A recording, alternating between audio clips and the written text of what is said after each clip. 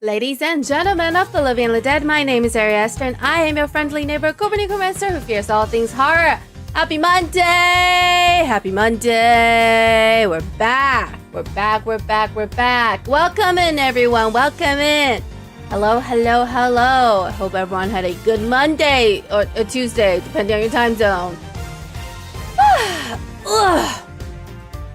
Hello, CGNA fan! Hello, hello, hello! I hope that everybody's day's been well. The weather's been rough early on, but it got better for me as it went on. Good to hear. It's supposed to cool down tomorrow. It's still like in the high 80s, 90s today. Almost 90 today. But it's supposed to be in the low 80s tomorrow, so I'm very, very excited. So I hope it cools down for you too. I think that Aries one of the better gaming streamers. How people have been loving every stream. So thank you, thank you, thank you. You're very kind. I know basically nothing about Ace Attorney, but I hope that you've been having a great time. I have. Oh, something about walking around, investigating things, and making funny noises. It's just a good day for me.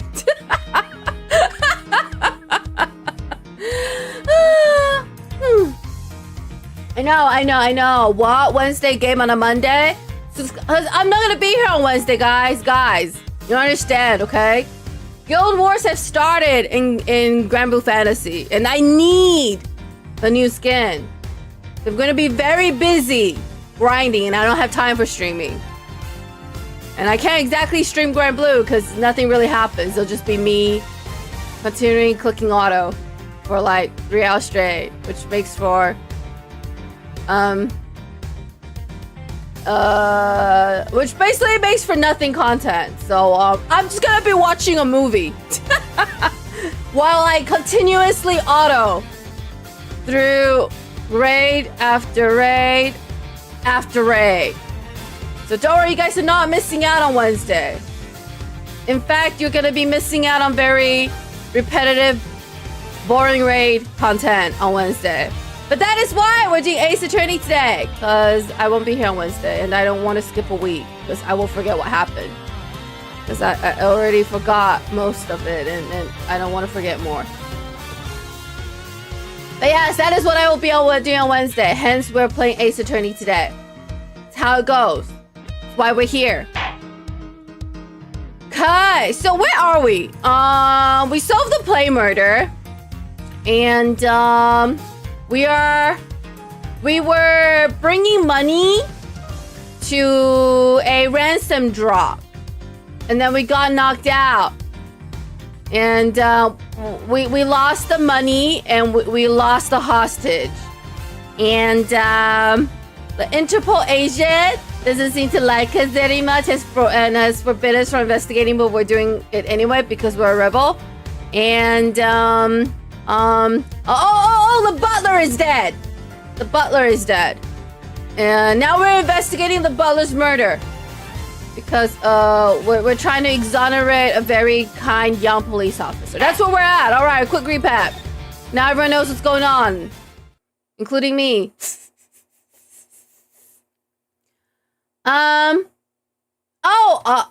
What has happened so far? Why are we here? Oh, that's right! Wendy!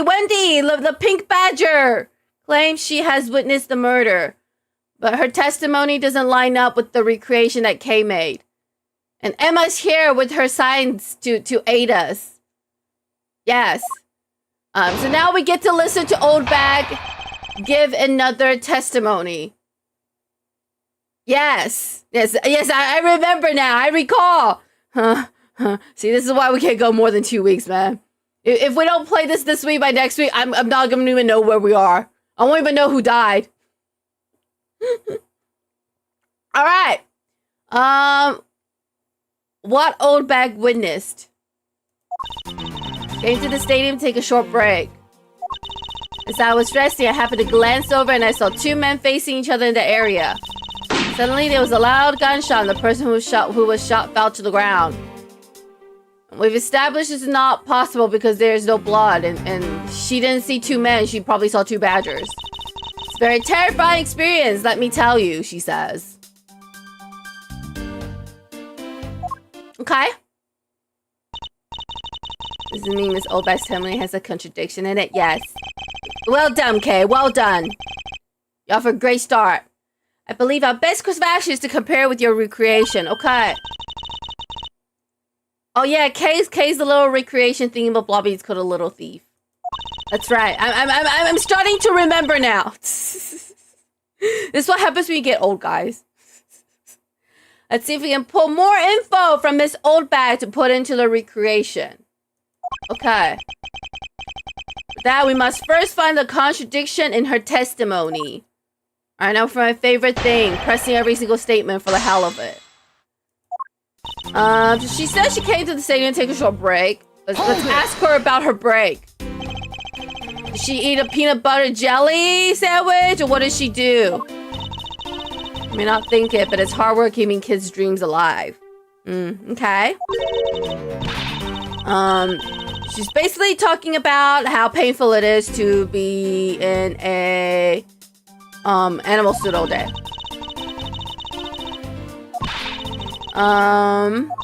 Okay. I don't plan on playing the day. I feel like this is a repeat of what she said before. Okay, and then she's gonna talk about the 2 men. So let's press her about the 2 men facing each other. So 2 men, can you describe them for me? And she said they're average, completely average, uninteresting, and not worth bonding over. They were so boring that I don't even remember much beyond that. You remember the gun though? Have any special features? And you can recall would be very helpful. And she's like, no, are you jealous? And we're like, no, we're not. Yeah, Edgeworth is not jealous. So we're just foes compared to Stallion like you. I feel like I read this before. I'm pretty sure this is a repeat of what happened last time, but we're gonna keep going. And then let's ask her about the gunshot. I feel like I'm just repeating what I did last time, but that's okay. This is how it goes sometimes, especially when I don't remember anything that was happening. Try to go home. She's like, no, she's scared for life. Okay, it was a very terrifying experience. Hold it! Was it really? Was it really? How terrifying on a scale of 1 to 10? How terrifying on a scale of 1 to 10? Do you have anything to say to me? No? How terrifying from a scale of 1 to 10? Oh, we're not gonna answer that? Okay, that's okay. Oh, that's exactly what I like about you. Alright, Old Bag.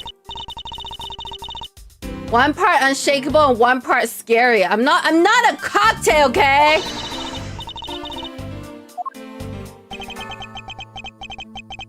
Okay, so I think we have to talk about the fact she didn't see 2 men, but instead she saw 2 badgers.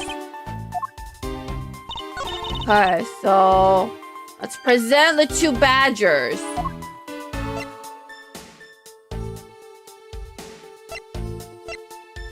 I think.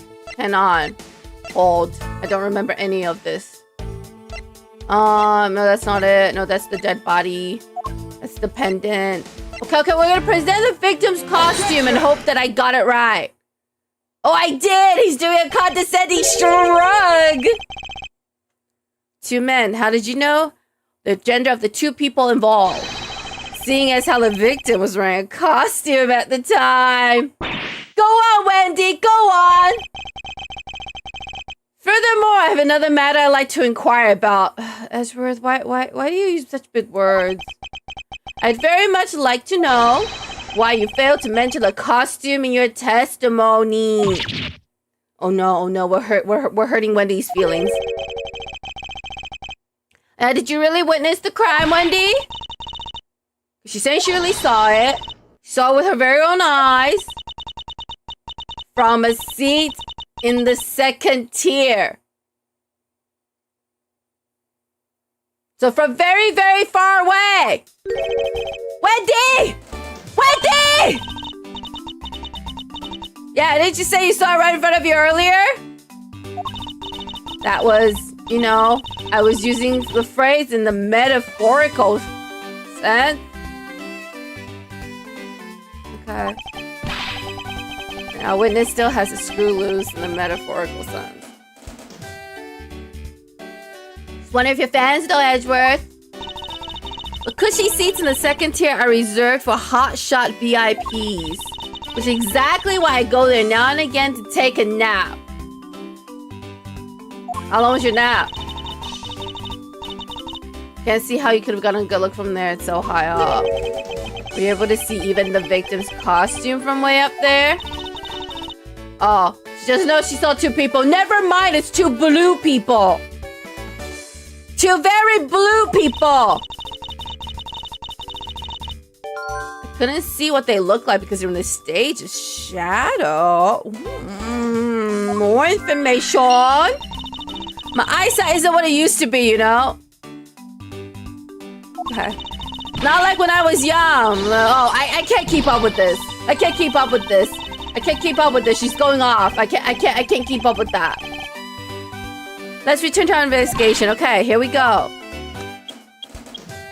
So we know the stage should have been up. Okay, we're gonna investigate now. The fake stage, the simulation. This new silhouette of the victim is in a costume. The silhouette can change depending on the information input. The little thief can recreate more than just people, so investigate away. We may even find more info with which to make it a more accurate simulation. Okay. Oh, let's.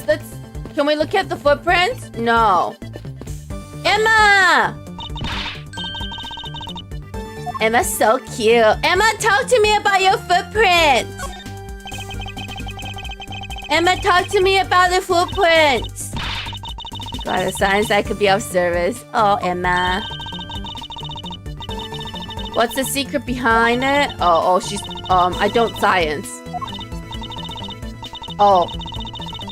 I guess Kay understood the manual. Can't seriously be trying to use the information to her advantage as a thief. I mean, yes. That's exactly what she's doing.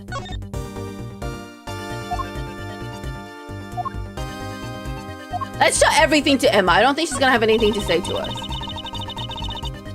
Right, she doesn't have anything to say about the costume. Okay, she has nothing to say about the costume.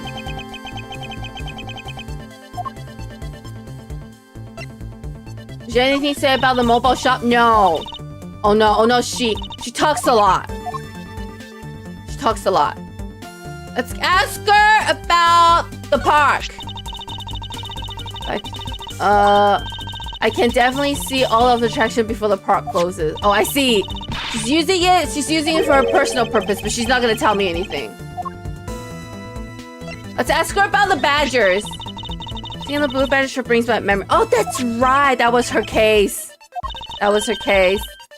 I remember like it was yesterday. That was really something, huh? The red hot courtroom battle between the two of us. It wasn't between you and me. It was between me and Phoenix. What are you talking about? I don't think it was quite as dramatic as that. Oh, it was very dramatic, Edgeworth. You have no idea. You have no idea. It was beyond dramatic.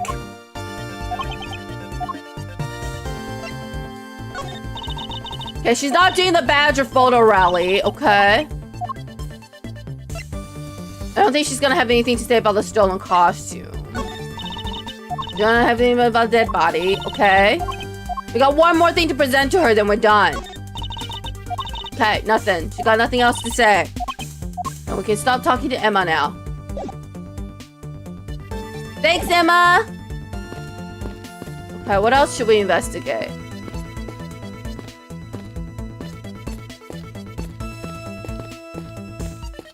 Oh, wait. Maybe I'm supposed to put information together. Okay.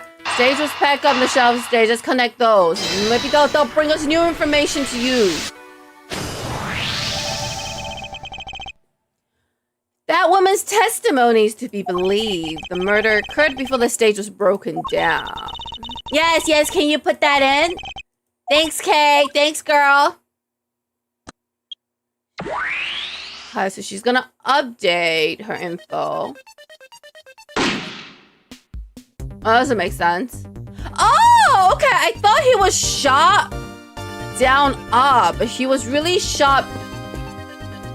I thought he was shot from beneath him, but he's really shot from above him. Okay. Yeah, stop stealing my lines, Kay. I'm the MC. Suppose in any case, it's not possible for the killer to have stood here in that way, because there was a very real stage set up in this spot at that time. So we need to move the murderer. Killer was on top of the stage naturally. Killer was standing on top of the stage. Now you remember, Wendy? Now you remember? Wait.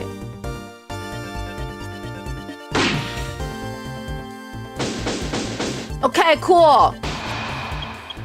We correctly simulated the actual murder.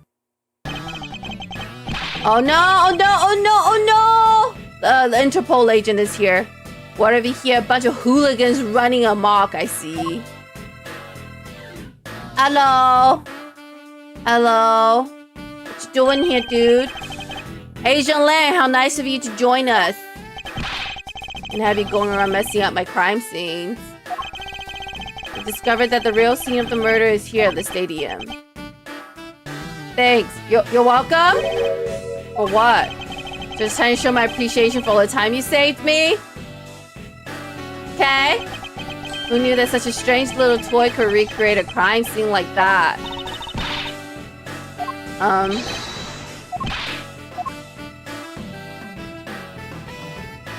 Oh, is he gonna... Oh, okay, so he puts up the actual stage. There you have it. Big boys like me don't need silly toys. No? What? Wait, big boys like you just boss people around? Is that what you're saying, dude? How is that better? You still intend to assert that Officer Meekins is the killer? But knowing that the crime took place here doesn't let him off the hook. Okay, now we have to argue with Asian Lang's logic. Come at me, bro. This is the real scene of the crime. Officer Meekins laying wait for the victim on top of the stage. And when the victim finally showed, he shot him from on high. From on high? Who localized this? He shot him from up high. That's the truth your little creation showed. Okay, that's it? That's it? That's all you gotta say for yourself? That won't even hold up in court, bro! Purely circumstantial. Okay. Alright, Kay. Yes, you're the Yatagarasu, the Raven of Legend. Good job. Conclusion has yet to be tested, so let's see how well it holds up. Alright, here we go, guys. Gotta do my rebuttal now. Okay, let's press everything. That's what we do. So we found the real crime scene first. Work all you want, but you don't have all that free time, unlike the two of you. What do you mean? I thought you have 100 men! The dog licking his wounds as he whimpers home! Yeah, okay. It's like a dog that fell into the river and got picked up. Oh, anyway, he says thank you. That's how we say thanks in my country. That's obviously not China in any way, shape, or form. Yeah. You're welcome. Hope you realize we didn't do all this for him. Okay. What else have you got to say? Officer Mika's laying wait for the victim on top of the stage. Hold it! Lying in wait? How did Officer Mika's even know the victim is going to come here? Simple. He was investigating the kidnappers, right? And while he was doing so, he came to understand the victim, Mr. Deacon's movements. Asia, I don't know what to tell you. I think you're giving Officer Mika's way too much credit. I'm just saying, I'm putting that out there because I don't think he's that smart. Objection! Why would the good officer want to ambush and kill the kidnapper? You mean his motive? Who knows and who cares? You're a terrible investigator. You can find that out for yourself when you talk to him in jail. Wait, what? Isn't it the officer's job to find the motive? Alright, you have no respect for the order of law. Exactly. More than there's no motive to convince me otherwise. Okay, cool. Cool. Let's keep going. Lack of motive is a rather weak argument by itself. Yes, but there's no physical evidence. Where's the physical evidence? And when the victim finally showed, he shot him from up high. Hold it! Tell me more about that. So you agree with how recreation turned out? He says yes. Okay. Still don't know why he chose to wait on top of the stage. Who cares? Maybe he wanted to become the Blue Badger. He is the Blue Badger. What do you mean? Who say he didn't see the stage and decided to put on a Badger stage show of his own? Wait, what time is the Badger show? Hang on. What time is the Badger show? Oh, it's not here? What time is the Badger show? We have that information? Maybe we don't.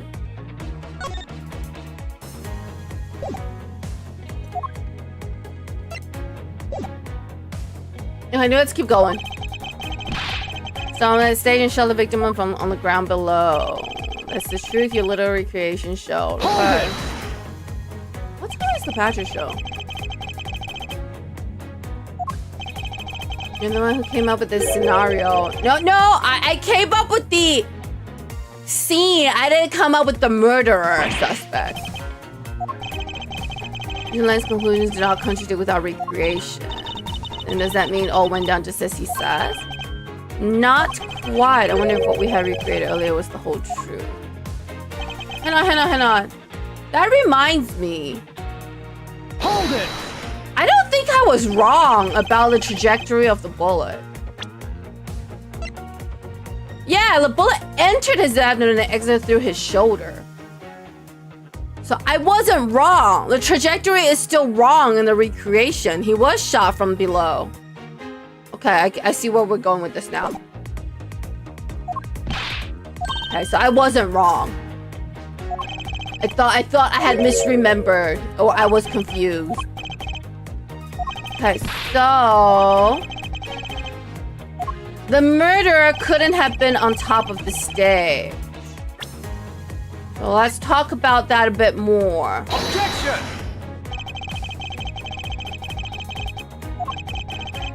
Oh, wait, wrong statement. It should be the one where he shot him from up high.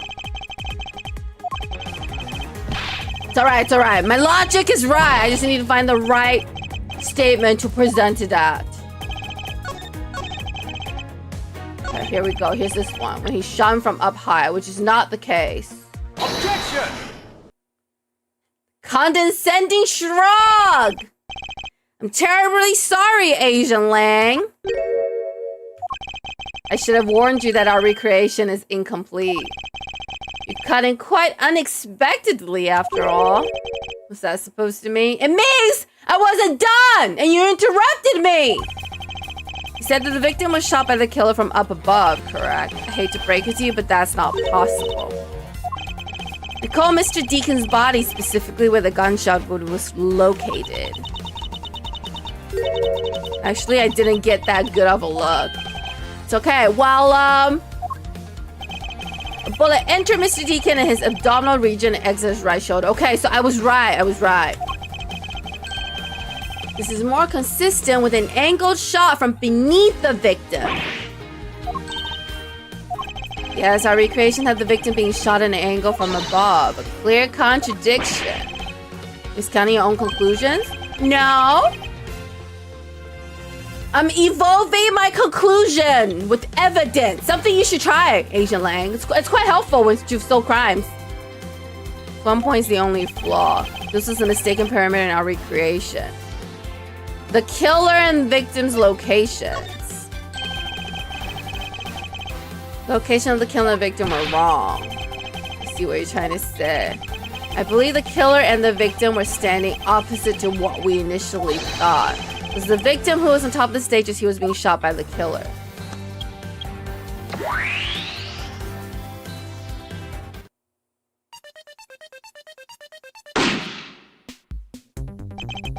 This is what happened. Also explain the positioning of the gunshot wounds. And what about the footprint? Since footprints don't lie, we can assume then the killer also wore a costume. Using that data instead. Okay, so now we have 2 badgers. 2 very blue badgers. Judging by the fact that both the killer and victim were wearing costumes, I say it was a killing between the 2 kidnappers. That would be the most natural conclusion. True. Wouldn't you agree, Agent Lang? Let's see what he has to say now. Well done, Mr. Prosecutor. But that alone doesn't clear Officer Meekins of the crime. You know, he has a point there. Officer Meekins was also wearing a costume. Fair point. Fair point. Let's talk about it. Another bit of proof. I say, you're taking a good look at the tire marks over there. The 3 marks are indicative of the blue Badger mobile. The story of Officer Meekins told about the shop on wheels getting stolen was just a lie. He drove the blue Badger mobile here and committed the murder. Then he used the car to move the body to the garage in the Wild Wild West area. He moved the body with the car. That's right, it was Officer Meekins himself pointing us to the way he did it. The 3 tire tread marks are very telling, however. Is the blue Badger mobile the only thing capable of creating such a pattern? Well, there's 3 different cars, right? Okay, let's press him on the tire marks while I take a look at this. What about shops? This is a blue Badger mobile.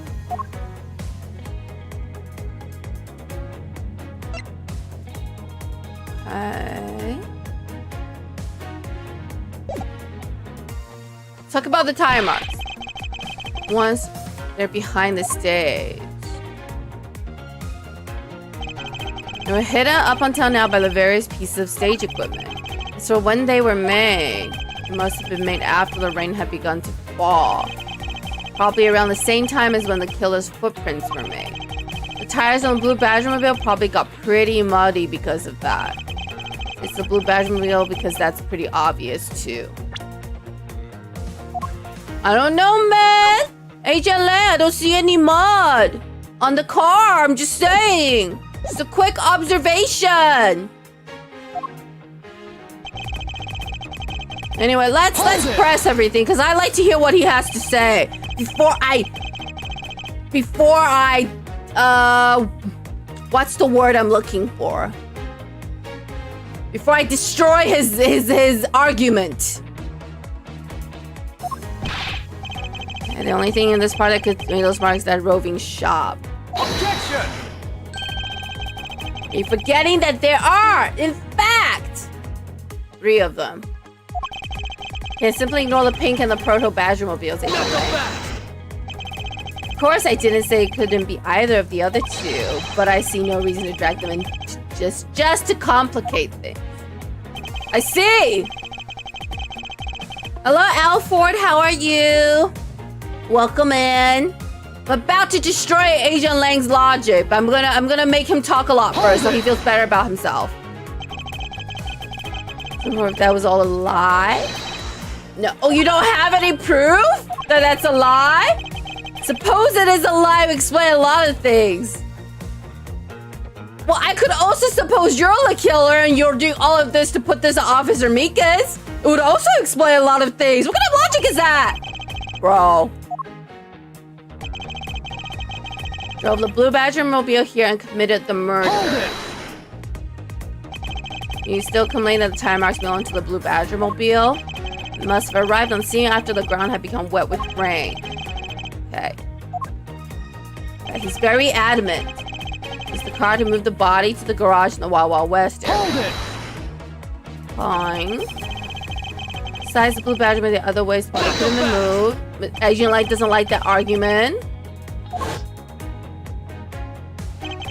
There's also no mud track into the garage on this side.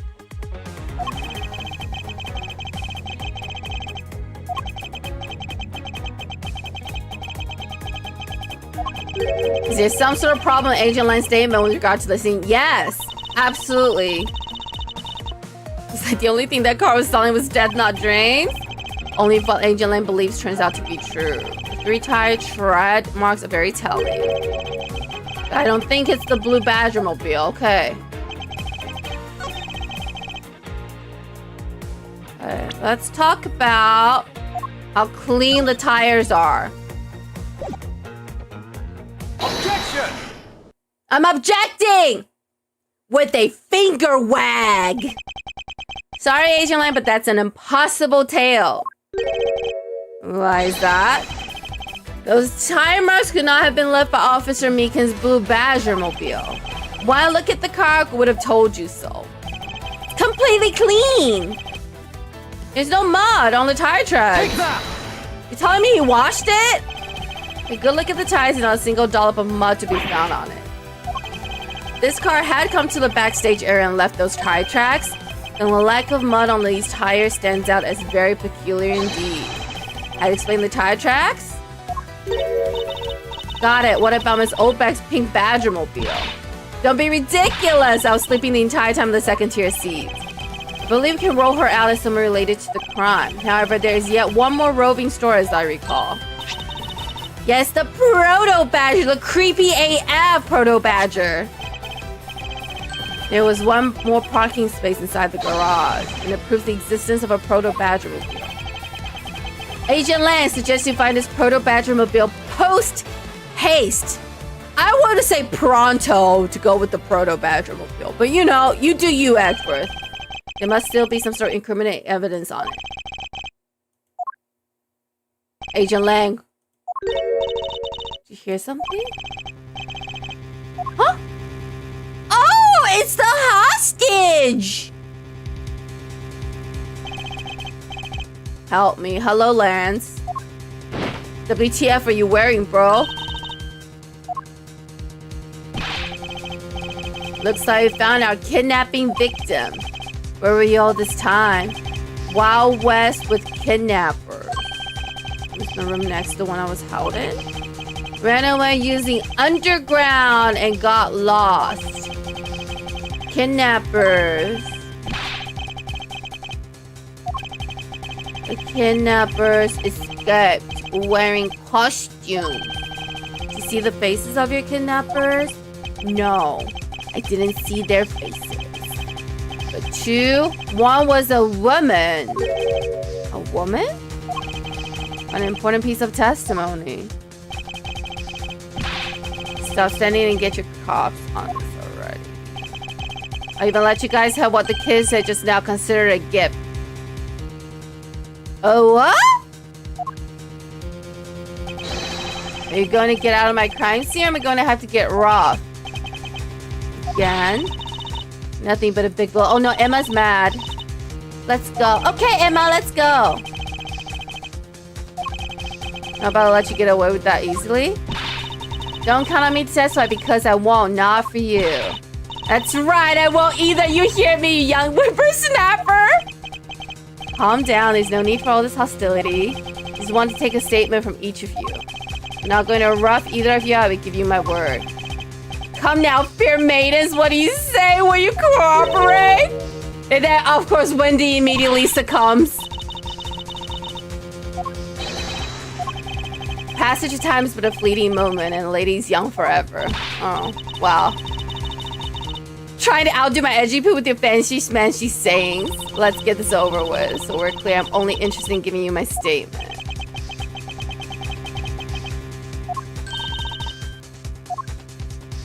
It's alright, Emma. It's alright. You do what you gotta do, girl. And my gut tells me...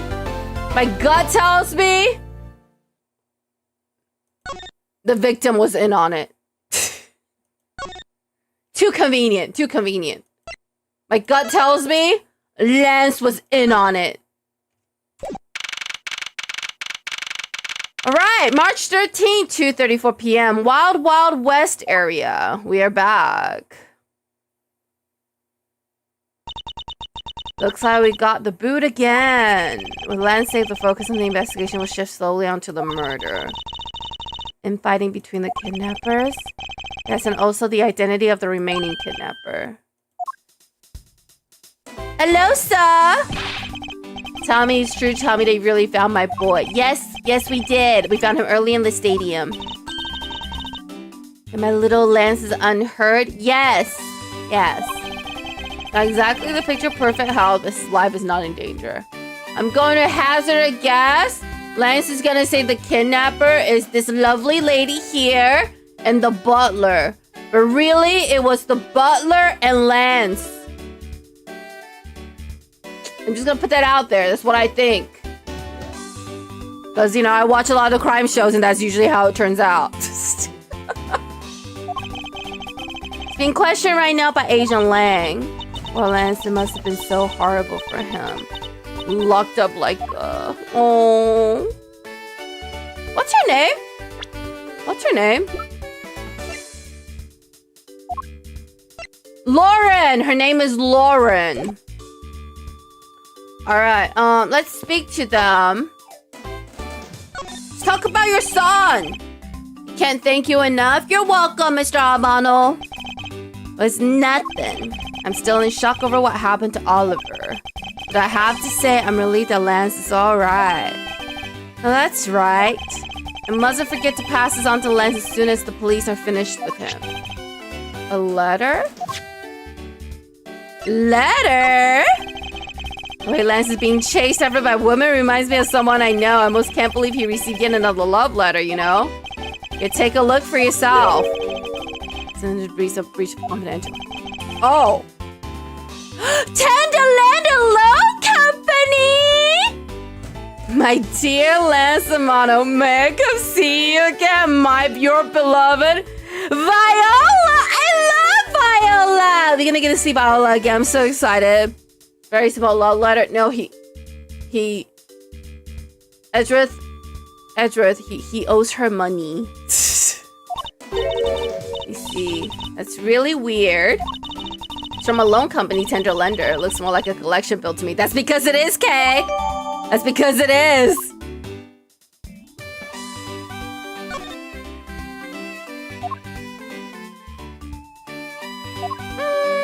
I don't think there's anything left. Let's talk to Lauren. Let's talk about, oh, he loves me not. That's the 12th one. Can't give up, Lauren, just one more try. Excuse me, can't help but feel a little bit sorry for all the flowers you've gone through. Hear me then. Oh, why are you licking your ring? That's kind of gross. I believe you said that you're Lance's girlfriend when we first met. But oh, it's not like we both think of each other as lovers. But he did give me this ring, so I guess we're not just friends either. You see, it's a complicated relationship. Because this isn't just any ordinary ring. Is that why you're licking it? Tastes so sweet when you lick it. It's so wonderful. You tell me that he gave you a lollipop ring? Yes, Edgeworth, that's exactly what happened. Have you guys not decided if you're going out or is it just one-sided? And the parties evolve naturally, just no! My father used to work for Mr. Amano, and so Lance and I grew up together. I said it out loud. Okay. I don't see how that's anything to be embarrassed about. I don't either, Edgeworth. So your father was an employee of the Amano group. What did he do? I heard his job was to fly around the world on Pegasus. Pegasus? Pegasus was the name of the airplane. The airplane belonged to the company. Had me there for a second. Oh, you thought a flying horse was real? But now it's all changed. My father, he isn't around anymore. About 10 years ago, he rode in Pegasus off somewhere and never returned. I guess the plane crashed. It's been so long, I don't think I recognize him if we were ever to meet again. I'm so sorry, Lauren, but I won't give in to the sadness. I have to live. Yes, Lauren, live! Okay, let's talk about the case. Is the kidnapping already over and dealt with? I've been here the whole time, so I'm afraid I don't know much about any other incident. How'd you come to know that Lance had been kidnapped? That's because of my woman's intuition. You expect me to believe that, girl? You know everything when it comes to my Lance. It's really strange. It really must be destiny. Blush. Okay. What are you gonna do now, Mr. Edgeworth?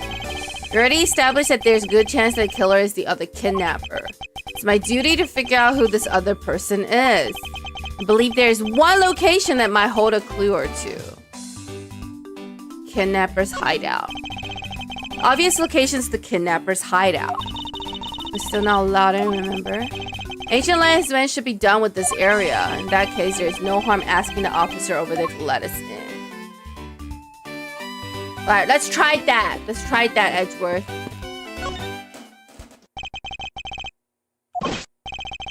Not the unusual or the ordinary. Possible for you to let us take a look around inside?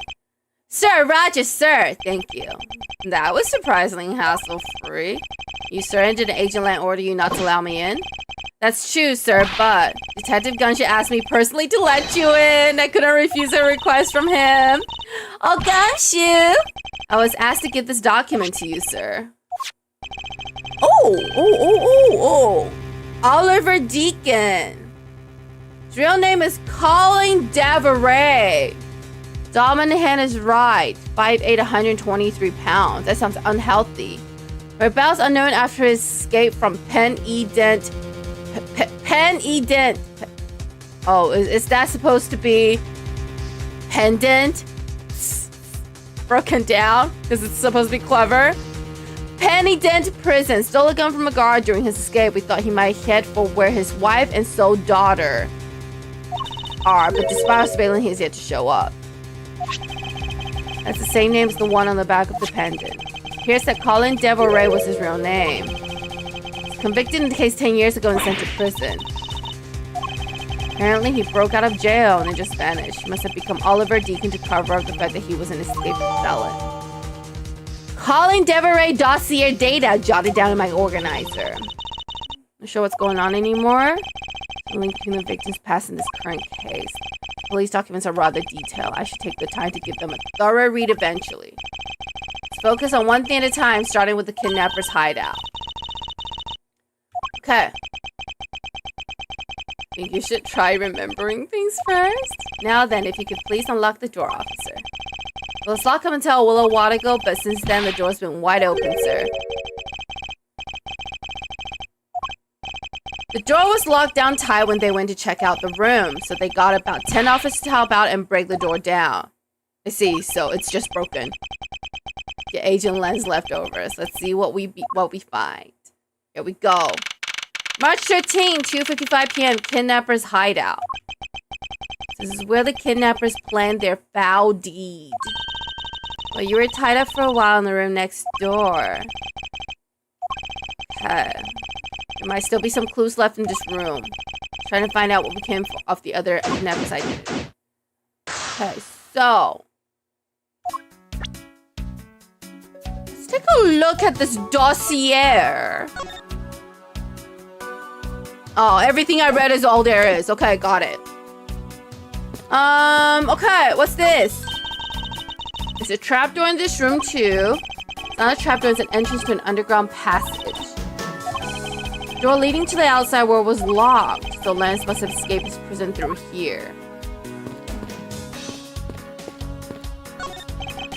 The door is thoroughly broken thanks to police who forced it open. Alright, let's take a look at it. What is this? Looks like a sword, a broken sword. Why would it be broken like that? Because we used to jam the door! Swords don't usually break on their own. Let's think about it this way. It'd be broken when someone's trying to use it for or on something. Patheticals aren't going to get us anywhere. Perhaps we should think more on this later. No, I already know. Oldest trick in the book! That doorknob handle thing's looking pretty beat up. So that's what happens when 10 officers break their way in with brute force. The lock on this is completely fine. Not a single dent because it was never locked. Except possible after what the officer told us. The lock had been used when the door was busted down, and the lock itself should be completely wrecked. I've seen this in movies before. So the lock on the door leading to the outside is undamaged. How can that be?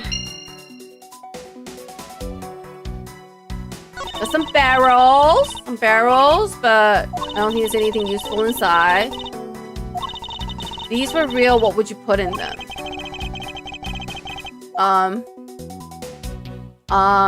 Dead bodies. The panel that hid the entrance to the underground is propped up and wide open. Careful where you step, Kay. Only filmed into the other opening once, you know. Okay, so I think that's everything here. I don't think there's anything else because I know what they're getting at.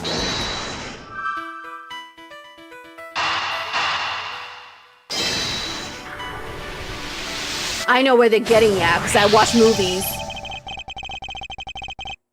It's a bit strange that the police had to force their way into an unlocked room. One look at the pristine door lock and anyone can see that it was not in use at the time. But the policeman outside said that it took 10 men to get it open.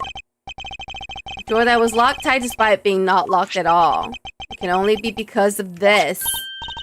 Yes, we used to jam the door. Take a look at the door handle. You see how the handle is completely destroyed? So that's how the sword is broke. Okay, so the broken pop was used to jam the door. Alright, we got a little bit of the mystery solved. These folding chairs. The line these up did it perfectly. They're not even a single hair off. Feel bad using these because it'd be like stealing the perfection. Also, why is there 3 cups of coffee and 3 chairs? There's obviously 3 kidnappers and no kidnapping victim. Broken mirror. Probably came from the haunted house. Why is this here? They planning to repair it. It's not advertising the photo rally, something I have absolutely no interest in, but Kay loves it. She's gonna get her hands on the rest of the Badger family. This is what I'm curious about, the 3 coffee cups and the 3 chairs. Okay, so first let's look at these keys. This key is 2. It reminds me of the key we found in the other room. This must be the key for one of those trapdoors. That wasn't a trapdoor. Yo, hold on here, I'm fixing to quite literally jump into it. Okay. These coffee. Cheap styrofoam cups. So only 3 cups were used. About the chairs. Folding chairs, and by the looks of it, they were probably used by the kidnappers. There are 3 chairs set around the table. Okay, I think that's everything here. Oh, let's take a look at the map.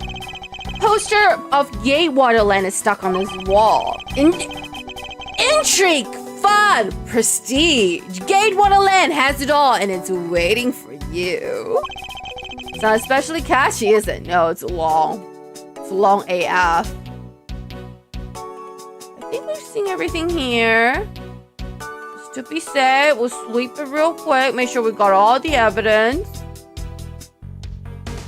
I don't think there's anything else. Alright. Beyond this door is where the kidnappers held you after getting the jump on you. Yes. Remember I got to see your awesome roll face. Alright, Kay, I'm glad you had a good time. Oh, what's this? What's it? What's this? This must be where they dispose of old and worn out costumes. It seems that they throw the costume away in pieces. In the hideout, there's a trash bin for old and useless costumes. Interesting how it's only the bad badgers. Alright, let's put some more stuff together. Like the fact that there's 3 folding chairs and 3 cobs. Which tells me there were 3 people here.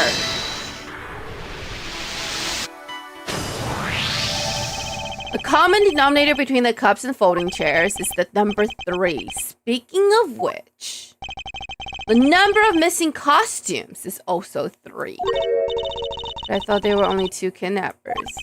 Indeed, something isn't adding up. Literally.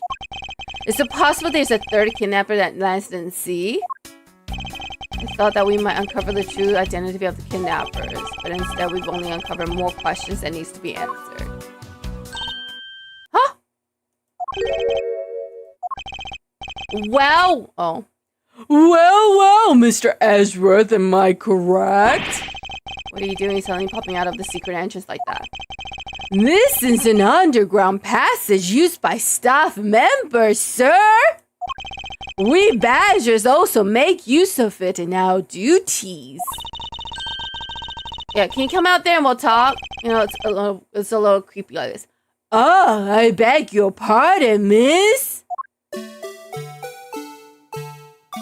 She just wanted a photo of the proto badger. Forget the photo rally. The picture of the bad badger, I'm done. Vaguely recall contest. Yes, the photo rally.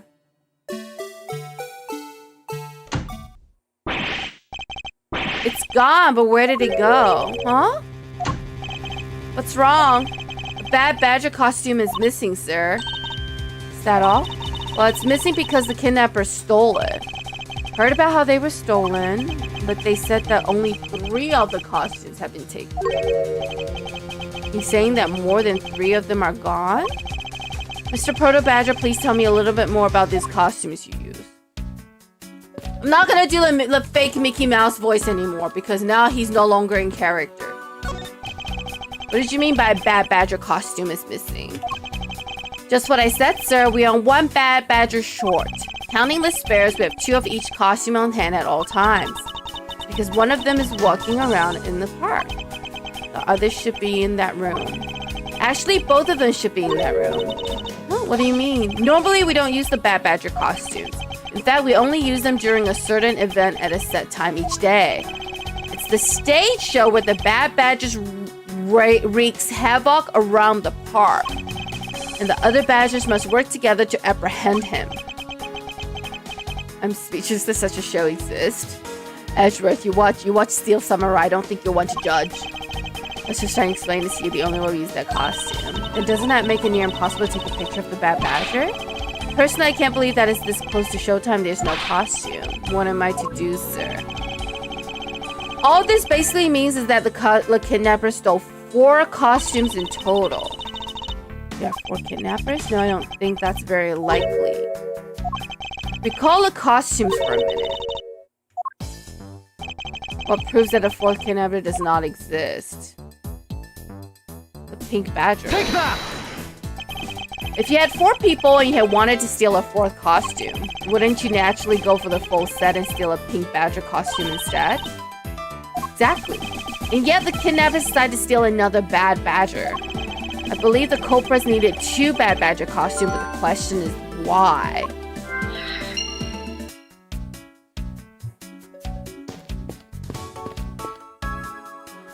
Oh!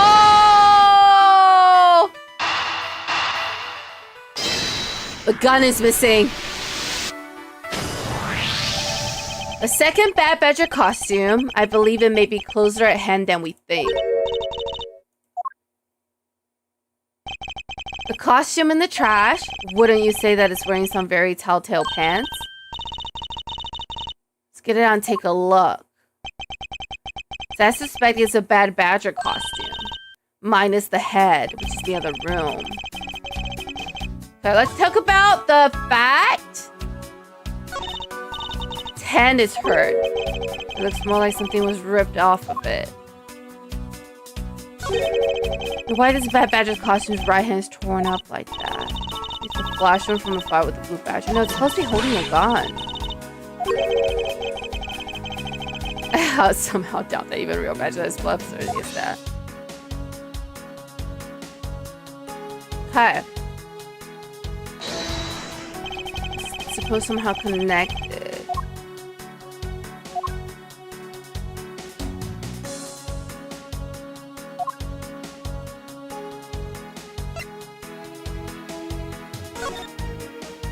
Holding a gun.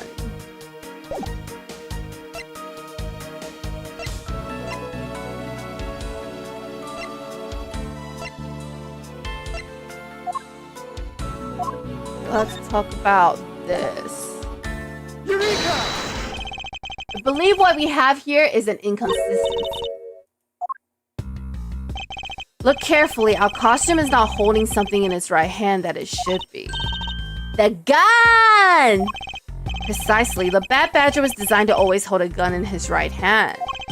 However, did you remove the gun from this Bad Badger's right hand? No, I did not, sir. The gun is supposed to be securely attached to the costume. The rip itself confirms the hypothesis that the gun was forcibly removed.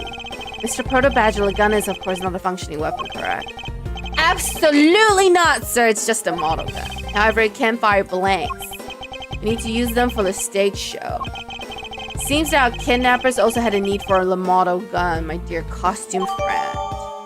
Okay, missing model gun data jotted down my organizer. Investigation complete! Thank you for your service, creepy Proto Badger. I think we're about done with this room. What's next? Done a few answers, but there are still a few things left that we have to ask a certain person about. Let's go, Kay. Here we go.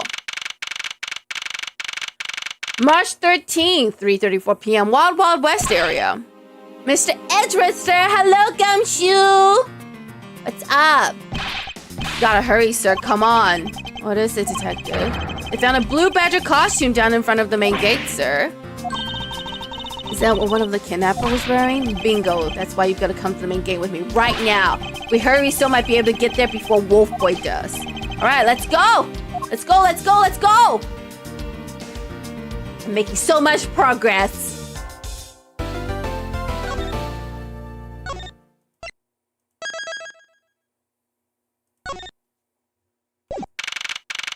March 13th, 3:45 p.m. Gate Waterland main gate. There's the costume detective, just on the other side of the fountain, sir. Here we are. It's out here in the open all along. I was discovering the tall grass back there. We moved it out here in order to examine it more thoroughly. Let's get down to it! Alright, first, let's talk about this necklace right there. It's another pendant. That's 2 treasures in one day. How lucky. This pretty baby's made of platinum and silver, too. Another pendant on top of the one we found on Mr. Deacon?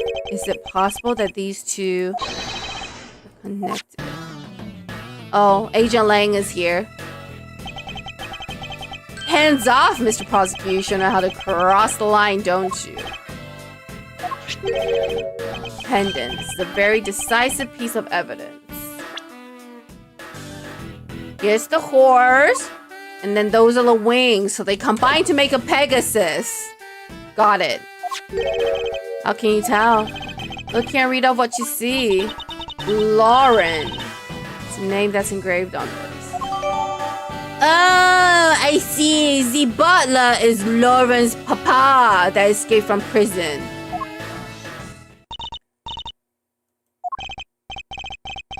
Have you now, Miss Kidnapper? Why do you call her Lolly? I believe you're one of my kidnappers. Lance. You're kidding, Miss Popes was one of the kidnappers? Yes? It was me. I held Lance hostage. So Miss Popes was one of the kidnappers, but even knowing that, I can't call this case solved or over. Get the car ready. I mean the special one for this young lady. Hold it! Yeah, hold it 1 second. What is this time? Are you proposing that Miss Popes is also the culprit in the murder case? What happened? I thought Officer Mika's was your suspect. We found it. The murder weapon? That officer's gun, he literally dropped in the middle of a thick patch of grass. Look at how careless they are. Oh. Officer's gun didn't show signs of having been fired, so it can't be the murder weapon. So Officer Meekins has been cleared of all charges. And that's when a brand new suspect comes walking onto the scene. A little too convenient, don't you think? More convenient than this bot that has invaded my chat. Ban. Bye. The murder only happened because the kidnappers started fighting amongst themselves. So I recall it was you who said that. That is true. I did. Did you really kill Mr. Deacon? She's gonna say yes. She's gonna say yes. To protect Lance. Thanks for the confession. Asian Lance, much too early to declare this case closed. You got the culprit's own confession, some very incriminating evidence. What more could you ask for? Miss Lauren Popes! I want to hear it from you. Tell me your side of all that has happened today, from the kidnapping to the murder. Isn't that enough? No. It's fine if you're the one behind everything, but only if that is the truth. Now then, will you tell us the truth? Or is there some reason why you can't? Come on. I've had a change of heart. I think I'd enjoy seeing you soak away as a losing mud. You heard me. Let's hear about all the evil deeds you committed today. Alright, here we go. Miss Pope's confession. The one who came up with the kidnapping plan was the butler, Mr. Deacon. We knew that we could get rich by holding Lance hostage. Mr. Amano would pay anything to get his son back, after all. Everything was going according to plan, but as soon as we got the money, Mr. Deacon turned on me and tried to kill me. Doubtful. Doubtful.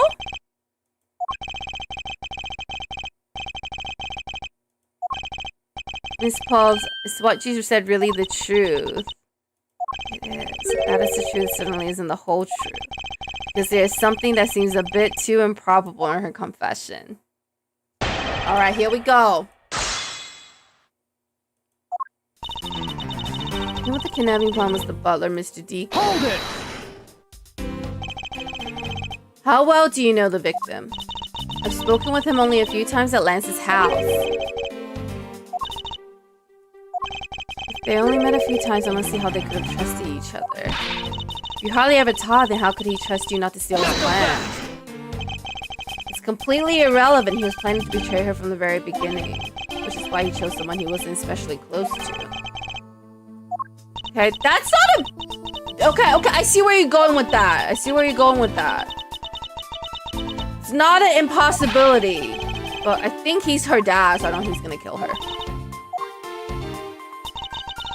You never get rich by holding Lance hostage. Hold it! Okay. You knew? How did you know something like that? What should I do? What? What's wrong with her? Isn't it obvious? You're making your scary face again, that's why. Why don't you try asking in a nicer, more gentle way?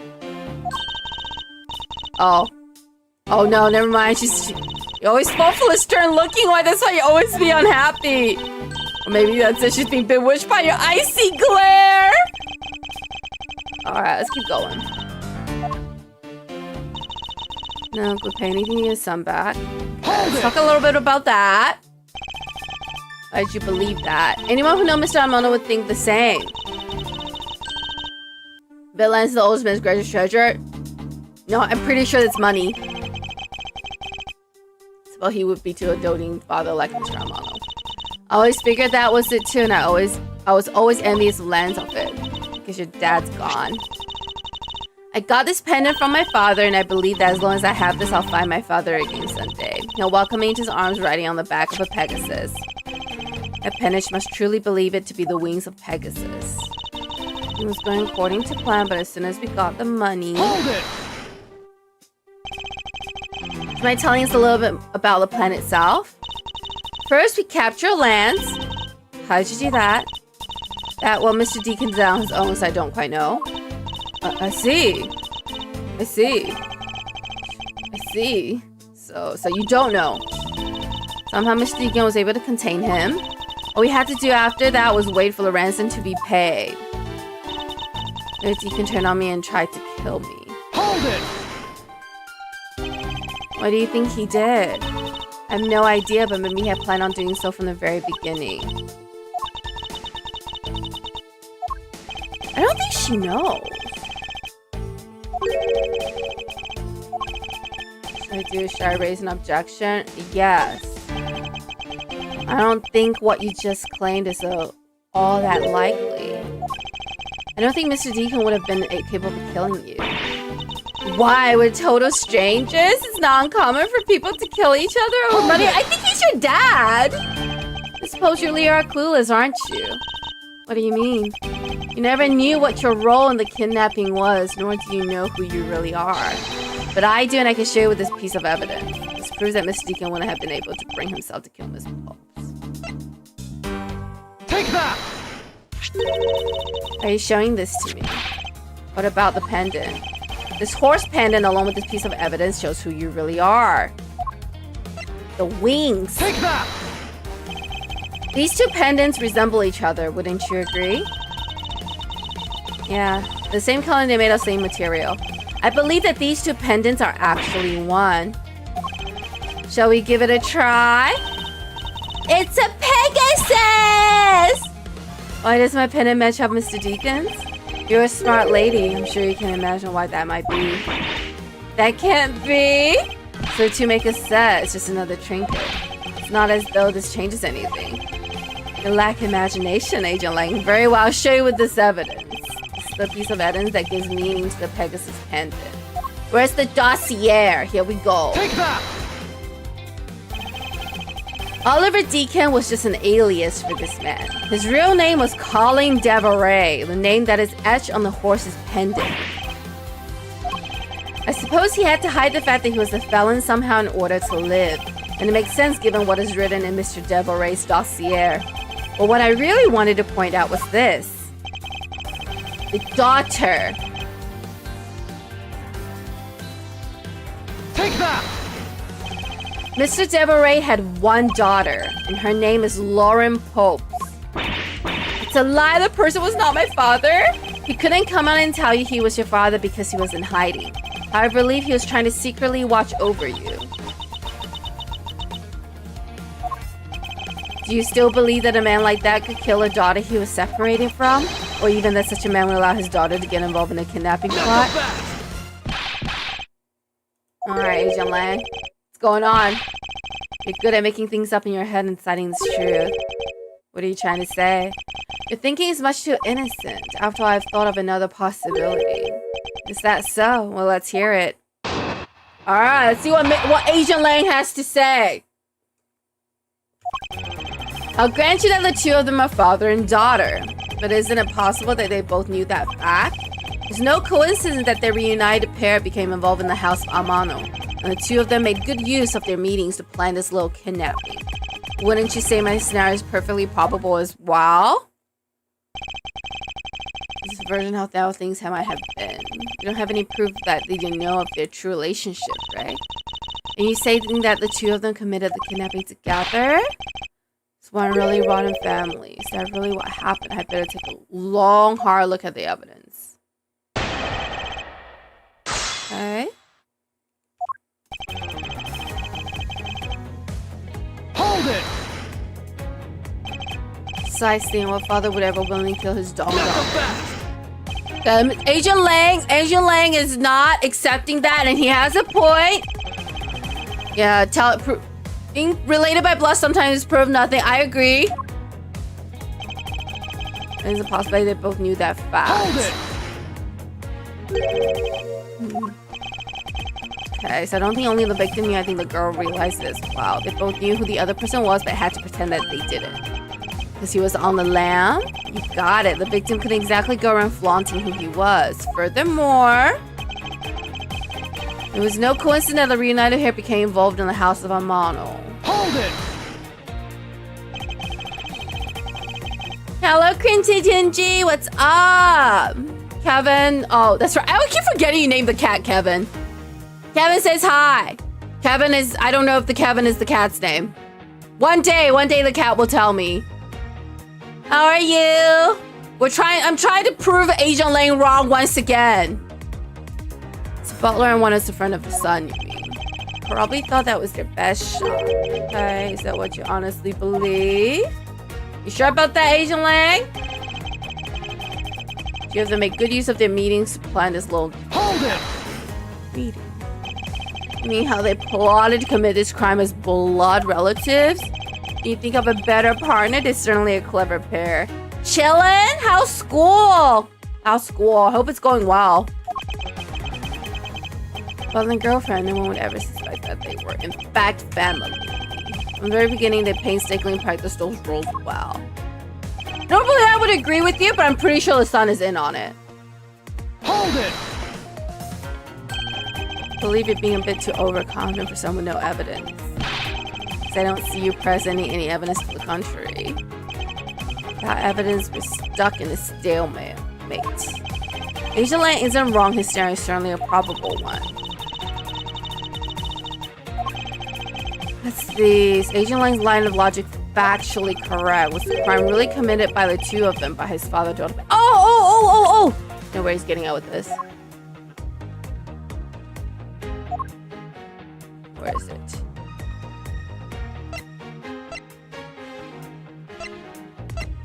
There should be 3 kidnappers.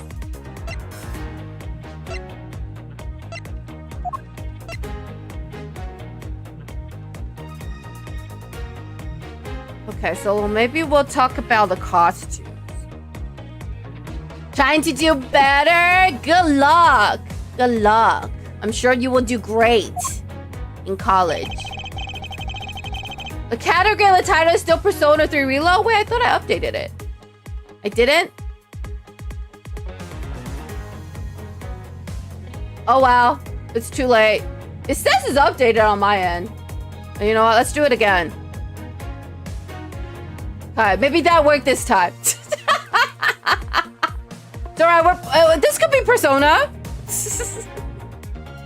Thank you. Maybe I didn't hit update. Could 100% be me.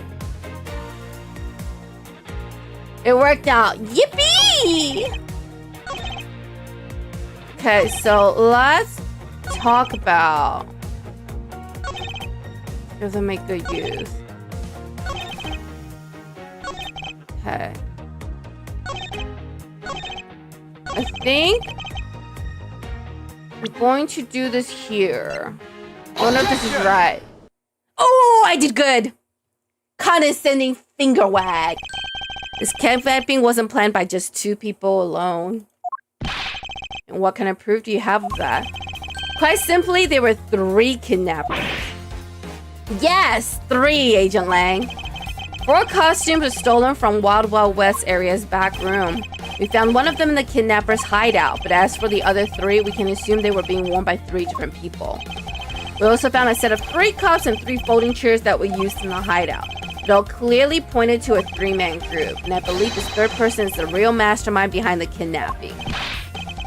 Who is the mastermind? Pretty sure it's Lance! What, y'all don't watch TV? Y'all don't watch TV? This is like the most textbook of all crime shows. If a wealthy child is kidnapped and found alive, usually they're behind it. Yes, the abduction was in fact schemed up by Lance himself. Recall what he said when he appeared before us. You didn't see their faces, but there was 2 kidnappers, 1 was a woman.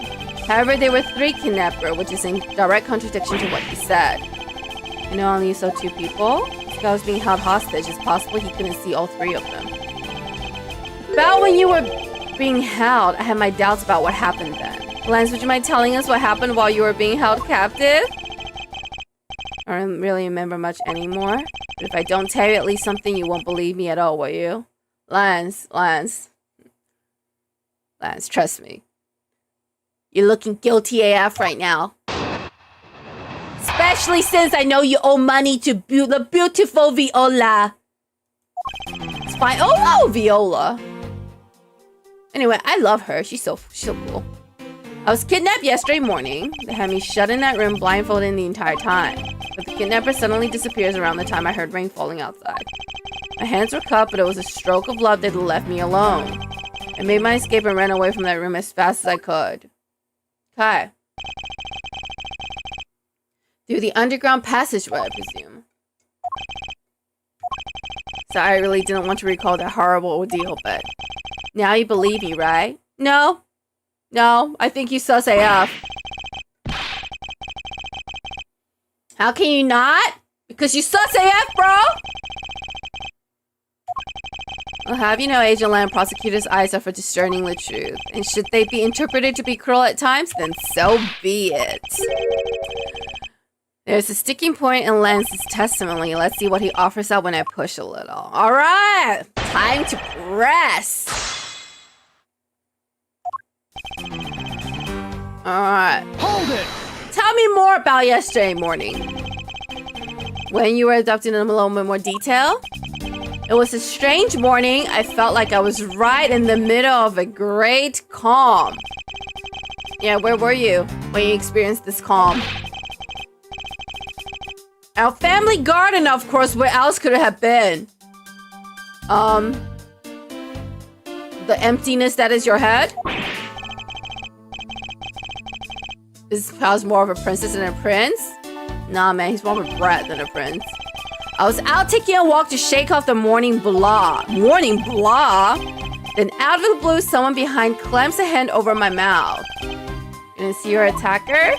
They must have used some drug to knock me out, because before I knew it, I was off in La La Land again. When I woke up, I was in the kidnapper's hideout already, all tied up. Okay, they had me shut in the room, blindfolded the entire time. Hold it! By that room, you mean the room in the kidnapper's hideout, correct? Yes, but I was blindfolded the whole time, so I didn't know that until I made my escape. You were in the same room as your kidnappers? They spoke in hushed tones, but I could catch bits of their conversation. It was definitely 2 people, and one of them was definitely a woman. I was so scared I could tell they were nearby, so I didn't dare make a move. The kidnapper suddenly disappeared around the time I heard rain falling outside. Hold it! Kidnappers disappeared. The room fell into a sudden silence. I had been left behind like an unwanted mutt. There's a lot of dog reference. What do you mean by unwanted mutt? A pointless question. It's not like he's going to tell you anything new, you know. It's a poetic simile. You should learn how to use them. You may look refined on the outside, but it's no good if you're not refined on the inside as well. I see. My hands were cupped. But it was a stroke of love that they left me alone. Hold it! And those cuffs on your wrist, suppose you're still cuffed in that case. I am well aware of how I'm chained to reality. I couldn't find the key, so I'm afraid that I'm stuck like this. Even though I escaped from the jail cell, I will forever be a prisoner. Why are you so pretentious? I made my escape and ran away from that room as fast as I could. Let's talk about your escape. How did you manage to escape? I wanted to just get out there, but the door leading outside was locked. Which is why I had to use the underground passageway to make my escape. Yes, except your door wasn't locked, and I have proof. The loading outside was locked, so I had to use the underground passageway. Hold it! By underground passageway, you mean the one that lead staff used to travel unnoticed? I suppose that's what it's for, but I didn't run into any staff members on my way out. And once when I was on top, I was busy trying to find a member of the police. That's when you found us congregated at the stadium. Let me ask you then, how did you get a hold of the key to the underground door? That was easy. It was hanging right there in the room on the wall. Do you recall a key hanging on the wall right beside the table? Does that bring back memories of our situation, how we made our escape? Indeed, and although the door on the floor of our room led to an underground room, the door on the floor of the room next door had a secret passageway. Secret passageway under the thing car. That sounds like so much fun. Oh, there is so many things wrong. Alright, let's talk about the door that was supposedly locked. Let's talk about that some more, my dear. Objection! Objection. You say that the door leading out was locked, but was it really? Talking about that room behind the saloon front, right? Yes, Agent Lang. Heard that it took quite a few men to get that thing open, right? That's correct. And take a look at this. A sword is not especially reliable if it's broken like that. Allow me to start from the end. My conclusion is that the door was never locked. It was simply held shut by this sword, which was used to jam the handle. Even though your hands were cut together, you could still use them. If that's the case, then why did you not simply remove the sword and escape? You were disoriented? You didn't notice a giant freaking sword jammed into the door handle? As if I should accept such a bold-faced lie. You locked yourself in that room because you had to make yourself look like the victim. But you do not, in fact, possess the key to the door. That is why you used the prop sword to improvise and create a prison of your very own.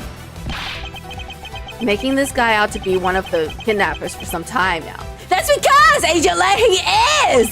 I wonder if you've forgotten something very important along the way. And what would that be? A motive, what else? You honestly think the upright pure boy like him would hatch up a completely pointless scheme such as kidnapping himself? I'm glad you brought that up, Agent Lang! I'm so glad you brought that up because I was getting into that. I was getting to that. It's true that Lance did indeed have a motive to commit this crime. Would you, if it pleases the court, I would like to present a letter from the lovely Viola. Take that! To put it simply, Lance had a very urgent need for money. This is hardly your typical love letter. It is in fact a collection bill. It appears our upstanding boy has accumulated quite a debt. Isn't that right, Lance? Looks like it's hard being the son of a rich man, too. It must be rough when you have to resort to stealing from your own old man, huh? I give up. I abducted myself. It's over, Lolly. In this life, really are bound to our fates after all. All I wanted was to go with you to a new town, somewhere where no one would know us. I wanted us to be well off with that 1 million, but now that dream is over. Then you're giving yourself up? I had planned to run away from this world with my Lolly. Oliver even helped us with the plan, but then he had to go and stab us in the back. He turned on you? Maybe he didn't want to split the ransom money, that's my guess. It happened almost right after you made the drop-off. When we were alone, he attacked me all of a sudden. After a brief struggle, I was able to contain him and keep him under control. We left him inside that room as Lolly and I made our escape. We wore different costumes and split up. Lolly left first in the blue badger costume. I mean, the person offered me console was Miss Pope. But right then, the old man just had to wake up. I was careless and he tackled me pretty hard from behind. Then Oliver put on a bad badger costume, took the suitcase with the $1 million and ran. Contact Lolly right away and warned her that he had a gun. I had no idea that they were related, so I thought that it could only end badly. This was not my father, because if he was, I just killed my own father. And it really was you. Alright, now we got a proof that she didn't kill the guy. At the stadium, it was a bad badger pulling the suitcase with the 1 million in it. But that badger pointed his gun at me, aiming to shoot me dead. That's why I used the gun I got from Lance. It was a gunshot, the other person crumbled to the ground, and I ran scared for my life. But doesn't the gun shoot blanks?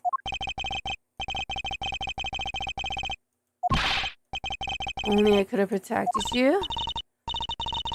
She didn't shoot the father. I already figured out what happened. What she says is true. Why would she lie about something like that? What purpose would it serve? You would be surprised how often people lie without even realizing it themselves. If he took the gun from the Badger's costume, then the gun only fires blanks. Listen very carefully to her confession one more time and you'll see. She thought she killed him, but she didn't really.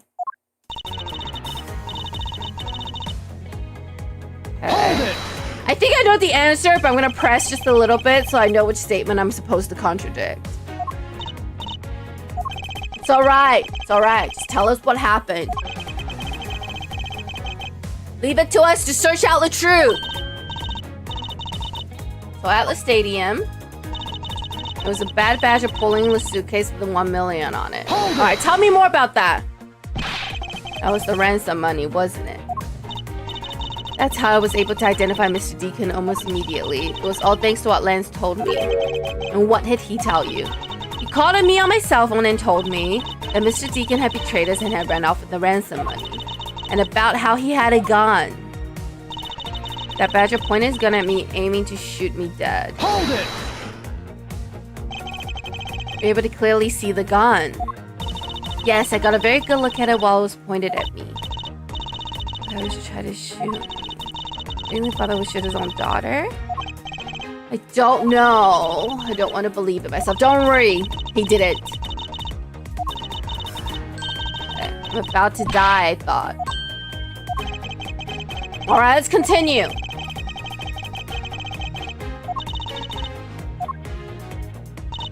That badger pointed the gun at his left hand at me, aiming to shoot me dead. Wait, isn't he right-handed? Hold it!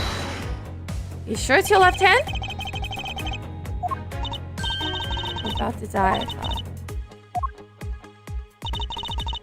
I used the gun I got from Lance. Hold it! Which was probably fake. Ethan? I gotta look at something real quick. I'm pretty sure he's right-handed. He is. Okay. I see where we're going with this. See where we're going with this. Beginning to understand the logic of this scenario. Okay. Gunshot. Which I'm pretty sure is from the gun that shoots blanks. Take off immediately after the gunshot? She did. And you didn't attempt to approach the victim at all after he was shot? I was scared. Okay, so she didn't. So it's quite possible she thought who she thought was Mr. Deacon when it was in fact Lance, and Lance just pretended to die so she would think she shot him. Yeah, I don't believe it is absolutely correct. Listen very carefully. Already figured it out. Where's the left hand? Okay. Let's talk about the fact that the dude's dominant hand is right and not left. Here's my condescending shrug. I've here a dossier on your father. And according to this, your father was right-handed.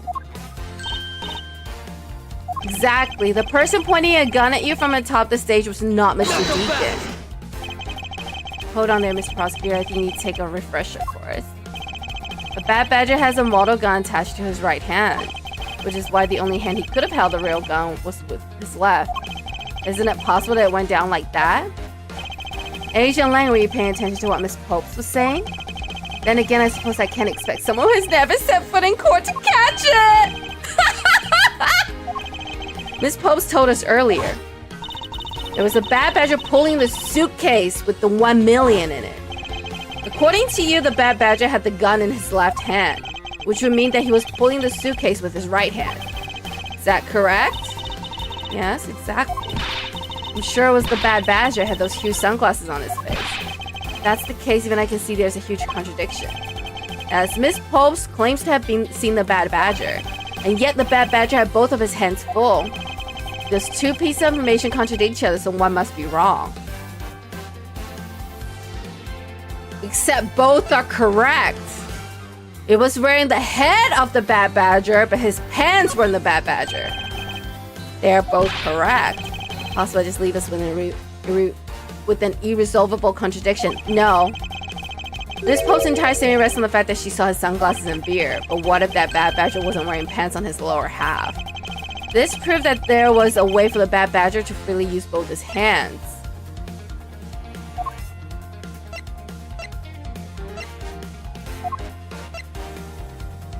Take that! The costume have two parts to them, a head and the body. Exactly! The head Miss Pope saw was probably really the head of the Bad Badger. However, is it not possible that the body was that of an entirely different badger? Yes. Or to put it more bluntly, I believe it was the lower half of this badger. Okay, so it couldn't be the proto badger because I think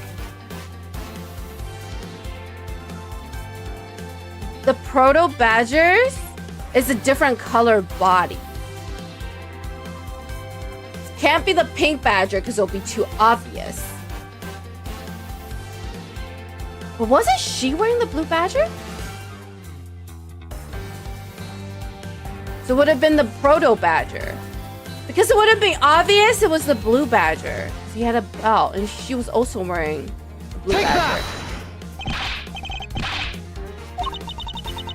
It's the proto badger. And it's a simple matter of process of elimination. Miss Popes was wearing the blue badger's costume, so we can eliminate that one. And the pink badger is of the wrong colors, which would have been incredibly obvious. All that is left is the proto badger costume. Miss Popes, who was the one who wore the proto badger costume? That would be Lance. You saying what I think you are? That Lance donned the Bad Badger's head and pretended to be Mr. Deacon? On top of which he plotted to shoot Miss Popes while wearing that hideous thing? The stage was set up and the stadium was nothing more than that, a setup. And its purpose was to lead Miss Popes into believing she had committed murder. Standing there in front of Miss Popes and pretending to be the victim was all done so that she would pull the trigger. You have no idea what I'm talking about? You sure about that, Lance? You sure about that? You're sweating really profusely. Why is that would have done all that? There's but one reason. You are the real culprit behind the murder of Mr. Oliver Deacon. And slander, take it back? No, I don't want to. Just out of curiosity, Lance. Which is your dominant hand? You're left-handed, huh? What does that have to do with anything? It has to do with everything. Can't even sweat no more, might just be... But it's March. It's spring right now in this game. Hence, according to Miss Popes, her attacker held a gun in his left hand. Who is what-handed doesn't prove a thing? And besides, now you're just being absurd. It's not like Proto Badger's bulletproof. One misfire and he would have found himself dead, right? Objection! Yeah, I'm objecting to that, okay? Of course, logically, if he had been shot, he probably wouldn't be here with us. But I believe he had thought of that as well and prepared accordingly. This should be all the evidence you need. It's how Lance made sure he wouldn't be hit by a bullet. Let's talk about the prop gun ripped from the Bad Badger's costume. Take that! Yeah, take that. We found one half of the Bad Badger costume in the hideout, a broken one. It was not the same one that the victim was wearing, plus was missing something. And that something is the model gun that the Bad Badger carries, which can fire blanks. Yes, Agent Lang! You got 100 men working for you, and none of you figured out about the gun. Miss Post, where's the gun you use now? I threw it away into the sea. That makes it a bit tough to verify what it was. Although I believe that we can safely assume that it was the model gun in question. Oh, all I've been spouting so far is conjecture? I admit that as long as the model gun is lost to us, I can't prove I'm right. However, I can say that the probability that I'm right is very high. Let's pretend that you're right and that the murder at the stadium was a fabrication. In that case, where do you think the murder really took place? I don't know yet. And you're full of it. However, I do believe that the murder took place during an earlier time frame. It's simply not possible because I saw Mr. Deacon after he was restrained by Lance. You saw the victim in the state of being restrained? What Miss Pope saw. I came back to the hideout long after the other two. By that time, Lance had already subdued and restrained Mr. Deacon. He had tied Mr. Deacon securely to the beam in the room next door. After that, the two of us put on costumes and made our escape. It wasn't Mr. Deacon you saw, girl. It was me. It was me. No, the person you saw was me. Planned to meet up again at the stage in the stadium. But then, as I was walking through the park, I got a call from Lance on my cell phone. It looked like he was waiting until I was alone. He was to stole a gun from me at that time. Yeah, except the person he saw was me. Miss Pope saw the victim with her own eyes, which means that the victim was still alive at that time, wouldn't you agree? Incorrect. Why does that sound wrong to me? Because it is! There must be something amiss about this gun. Because there is! Let's see what happens when I examine in more detail. That's why he had to kidnap me. Okay. Hold it! She came back after the other two. When exactly did you arrive back at the hideout? It was after we had picked up the ransom money. And where were you up until the time you returned? I was scouting the park out and making preparations for our escape. I walked around the various areas looking for the best route. So each of them had their own roles to play. After I was done, I went back to the hideout. By that time, Lance had already subdued and restrained Mr. Deacon. How did Lance look at the time? He looked shocked. He also looked a little down when I saw that sadness in his eyes. Alright, yeah, that's enough for now. What was the situation like? I tied Mr. Deacon securely to the beam in the room next door. Hold it! You're sure that it was Mr. Deacon that you saw? I'm certain of what I saw. Did you go into the other room to check? Lance said that it was best if I didn't get too close to him. Are you telling me that you did not confirm that it was Mr. Deacon for yourself? I checked through the slit in the door that separates the two rooms. He had a bad badger's head on, so I'm absolutely sure that just had to be Mr. Deacon. So she saw a bad badger head. That dude had a bad badger's head on, so I'm absolutely sure it was Mr. Deacon. Hold it! So tied up Mr. Deacon was still in his bad badger costume? Yes. It would appear that she misread the whole situation. Yes, let's raise an objection. The person you saw was not the victim. I will tell you why not. This, Miss Pope, shows us that the person you saw was not the victim. Take that! Miss Popes, the person you saw was not Mr. Deacon at all. The person you actually saw. That's me. It was me. The person I saw was you. Yeah, it's me. I always thought it was a bit odd. Why would the kidnapper abduct me even after I had handed over the ransom? It's not as though I saw the face of the kidnappers. If I were them, I would have just taken the $1 million and ran. But in the end, there was a point to it all. It was to make me look like Mr. Deacon. And if that was the reason for which I was abducted, then I believe we can assume that the victim was already dead at that time.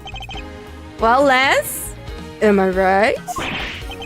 He's sweaty again! He's sweaty again!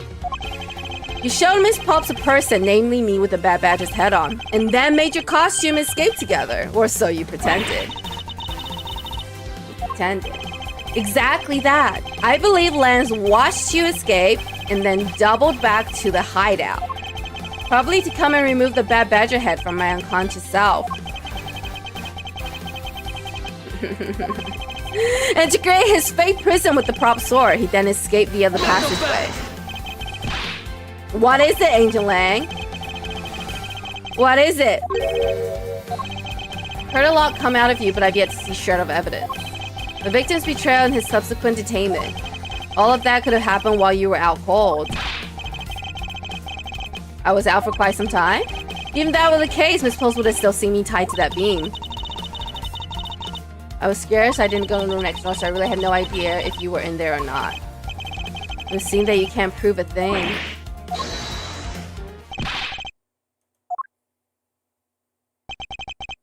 Please wait, Mr. Amano. Miles, my boy, looks like you're really giving it your all. And Lance, it's not good to cause trouble for others. Let's see, you're the one in charge of the investigation, correct?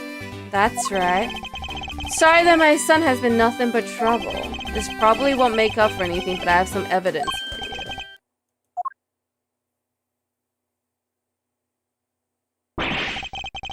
Is that what I think it is? It's the bad badger costume the victim was wearing and a gun. Couldn't wait around for the police, so I went back and went and found these myself. Here's that they were disposed of in the sea.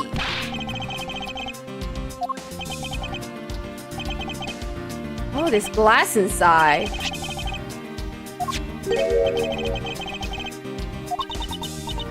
This appears to be a letter from the chief of police. Please allow Mr. Amano complete freedom to do as he sees fit, it says. Huh? Chief of police? Who does he think he is? The person who wields the highest authority in this area. There.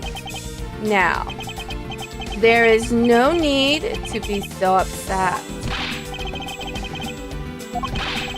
Now bound by the laws of your country. Okay. This wasn't meant to strong-arm you into anything, it's just a request. I'm only asking that you please respect the laws of this land. Can't really say no to that. However, returning to the topic at hand, it doesn't matter who found the evidence, its value remains unchanged. Let's take a look at this new evidence. I've already got the results back. At a special forensic research lab that I'm on good terms with conduct the test. They verified that the blood on this costume belonged to Oliver. As for the gun, the only fingerprints they could find were yours, Lauren. Disappoint me, Miles. Can't believe that you caused my son such stress and heartache. Thank goodness I just found a final piece of evidence. With this, you have no reason to left to push my poor boy around. How do I know you didn't just fabricate those fingerprints, bro? You got money?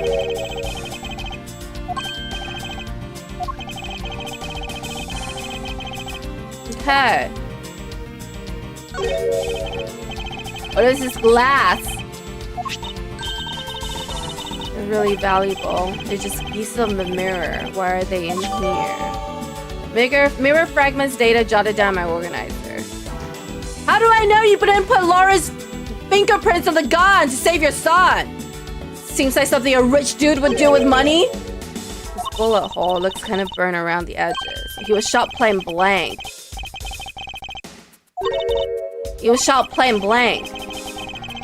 Yeah. Victim's costume data updated in my organizer.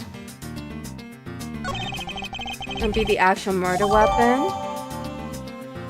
Revolver data jotted down my organizer used to kill Deacon was originally stolen from guard by victim during escape. Are these not the most definitive piece of evidence you've ever seen? No? No, it's not. Absolutely not.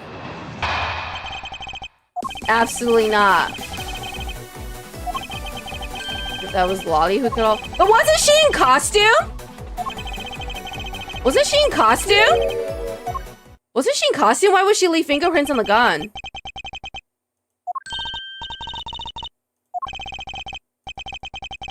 Why would there should be no fingerprints on any of the guns.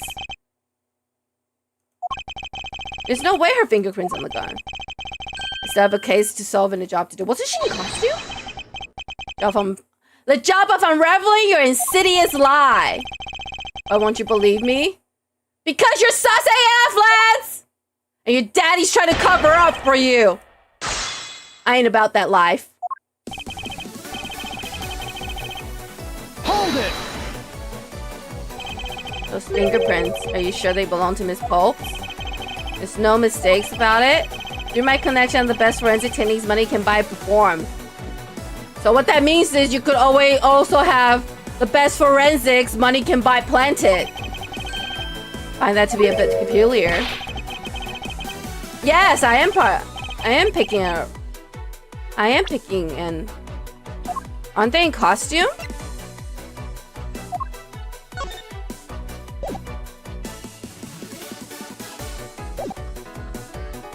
not raise one for now. I'll raise one later.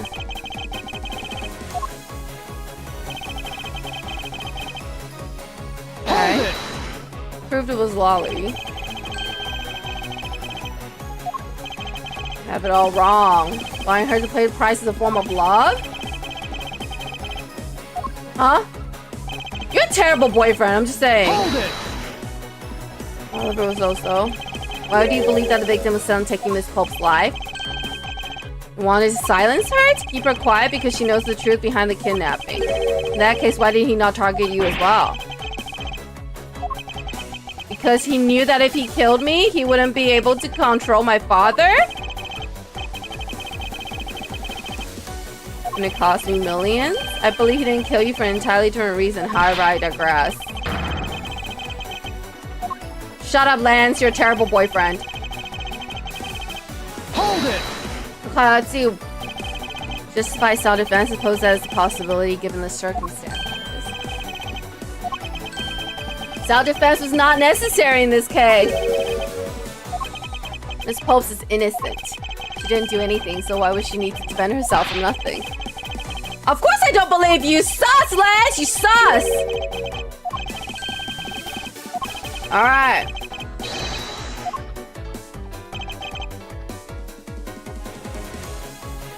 Hold it! Those fingerprints. Okay, I was skipping about this part. He's sweating because he knows there shouldn't be fingerprints on there. Frankly, I don't believe that Miss Pope's prints should be on that gun to begin with.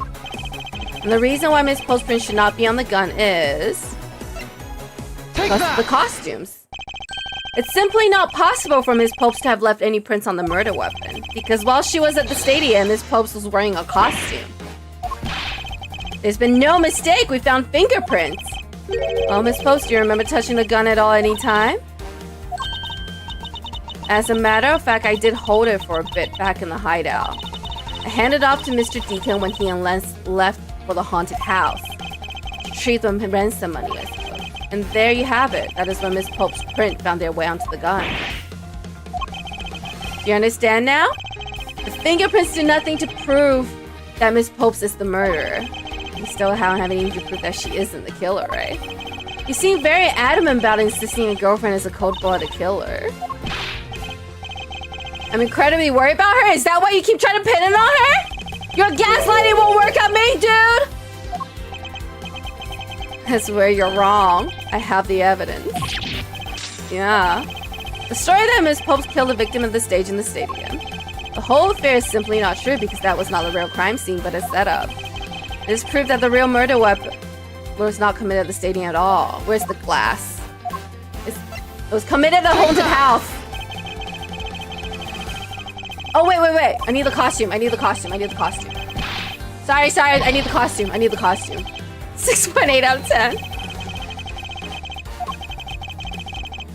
Okay. Hang on. It happened point blank that it couldn't have been. Where is the victim's costume? Shot at point blank. Let us take another good look at the costume the victim was wearing. Then I believe you will see why I insist he was not shot at the stadium. Alright, let's talk about the point-blank gunshot wound, okay? Take that! The burn around this bullet hole was made when the victim was shot at point-blank range. You mean the murder Miss Oldback saw at the stadium really was? Yeah, she saw two people. They were separated by a distance. If the victim was indeed shot from below the stage, there shouldn't be a gunpowder burn. Look at you, Mr. Smarty Pants Prosecutor. Since you seem to know the answers, why not tell us where the real crime scene is? Alright, Lance set me up to look like Mr. Deacon back at the hideout. If that's the case, then the murder must have happened prior to that. The location where Lance and the victim were at just before I was in prison was a haunted house.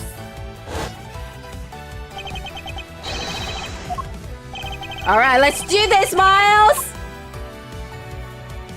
Haunted house. Think it's not unreasonable to assume the murder took place in the haunted house. A haunted house? Yes, and I've proved that it's highly likely that the victim was killed there. Let's show them the mirror inside the costume. Take that! These were inside the costume the victim was wearing. They're fragments of a mirror. What does that have to do with anything? You don't exactly expect to find pieces of a mirror inside a costume. Yeah. However, there's one place I can think of where there's a plethora of mirror fragments. And that is the haunted house. Lance Amano, I propose that you killed Mr. 𝍊🋼 with a revolver in the haunted house. After that, you stole a blue Badger mobile to move his body to the Wild Wild West area. The timing of when the blue Badger mobile is stolen confirms this as fact. I'm sorry, Mr. Amano, but I cannot do that. You can't just be silenced.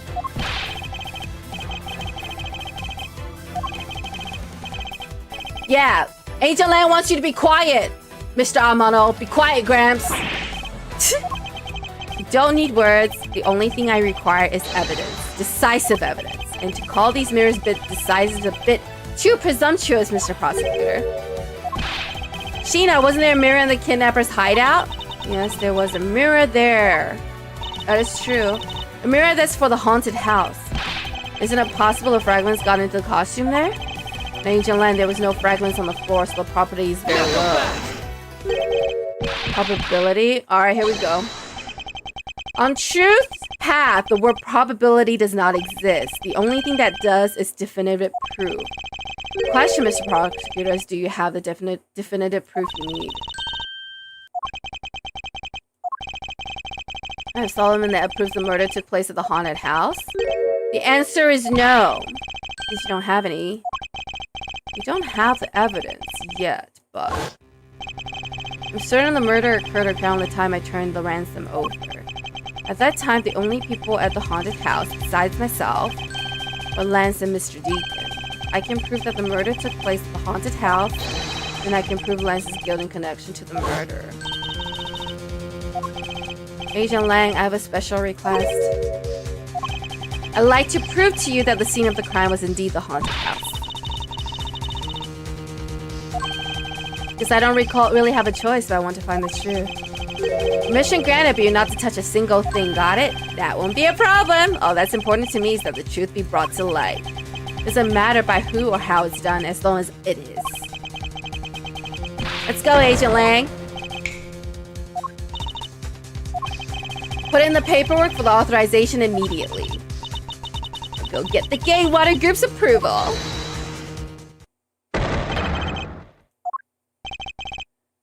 Oh. Daddy to the rescue. Let's hold on for a second. There's no need to obtain approval. Agent Lang, if you would please take a look at this.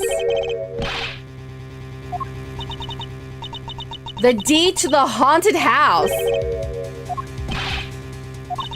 Gay Water Land Inc. hereby bequeath the property known as the haunted house to Mr. Amano for the lump sum of $1 million paid in full in cash. So he knows his son is guilty. That's why he bought the house.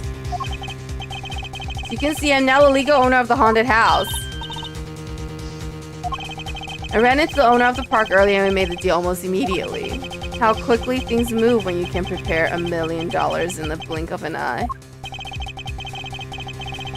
$1 million you pay, don't tell me the ransom money. Disgusting suitcase belongs to you. I don't have any more use for it, so you may have it back. Use the ransom money. My Lance is a good boy. He even apologized for the kidnapping a bit earlier. So I do believe that I will forgive him. After all, he did return the ransom money. So it's about the money, isn't it? That's the way things are. So if you'd please discuss things with me from now on. Here to discuss. Why, permission to enter the haunted house, of course. He's not gonna give it to us. While we were busy listening to Lance's story, Mr. Amano was out there preempting us. Permission to search the haunted house is denied. End of discussion. Agent Lan wants you to arrest that girl. And Miles, you should hurry on home now before I really lose my temper.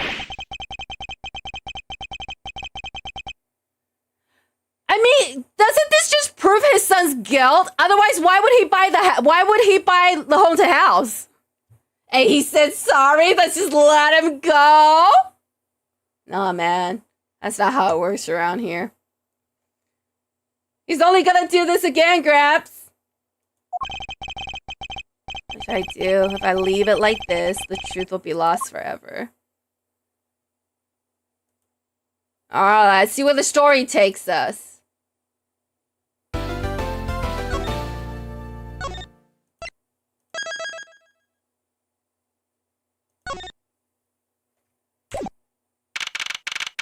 March 13th, 4:27 p.m. Gatewater Land Main Gate. If I can't get permission to investigate the crime scene, then the truth will be lost. Can't you just get a subpoena? Why do we need permission? We can just get a subpoena.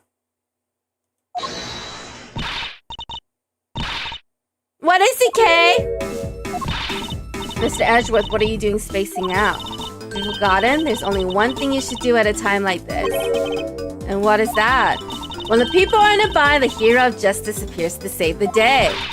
Just leave it to me, for I am Kay Faraday, the second of the great Yatagarasu. Are you sure you should be announcing that out loud in front of all these law enforcement? I thought you were a thief, not a hero.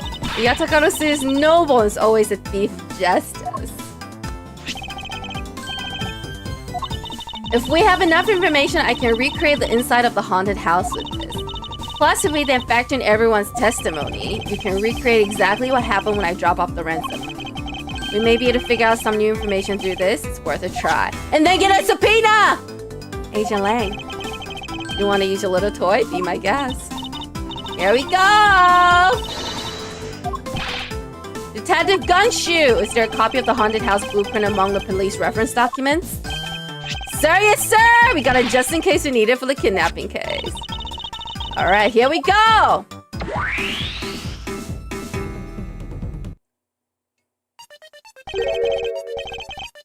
What is this? It's a simulation. It's like we're inside the haunted house. Even if we can't inspect the real location itself, the path to the truth slumbers here. If I can successfully navigate my way using logic, I'll ultimately arrive at the truth. Now then, I believe I'm ready to investigate the crime scene! Here we go, guys! What should I recreate first?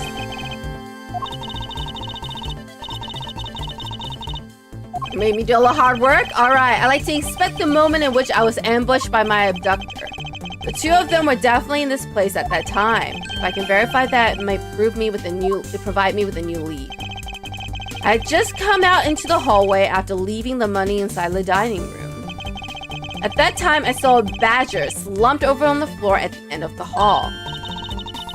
What's the badger doing all the way down there? I also thought it strange. However, I thought that maybe it was simply a mannequin that was set there for atmosphere. Do you know which badger it was? No, it was too dark to tell. All I saw was a silhouette. In that case, I guess I'll just program a badger silhouette in for now. Damn! Girl's got like 2090 technology. Then I started walking towards the exit. And that's when you were struck from behind, right? Yes. But that's odd. The hallway is a dead end. Where did your assailant come from? There's only one location I can think of. Maybe my assailant was lying in wait here. Take that! A doll I saw wasn't really a doll. It was in fact a costumed kidnapper. To use the costume as the perfect camouflage to blend in with the rest of the house. Precisely, he waited until I had made the drop-off and was about to leave. Then just as he saw me take a step towards the exit, he stood and launched his attack. I can think of no better hiding place than this. Beginning to think I should steal this tactic for myself. Kay! Kay, not out loud, okay? Not out loud.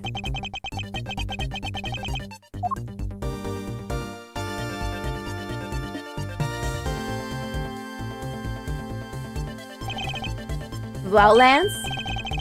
What are you asking me for? So I can watch you sweat! I'm asking you so I can watch you sweat and look guilty and sus AF! As one of the kidnappers, I figured I should give you a chance to confess first. I was one of the kidnappers, but I don't know anything. I I did come up to the haunted house, but I never set foot inside. I left Oliver in charge of picking up the ransoms money. Didn't set foot inside? Is he telling the truth or is this another lie? Alright, then you're claiming that it was Mr. Deacon who assaulted me. You sure it was him? Okay. Mr. Deacon was the bad badger. Since the bad badger has a gun attached to its right hand, I have to change it so the weapon is into the left hand.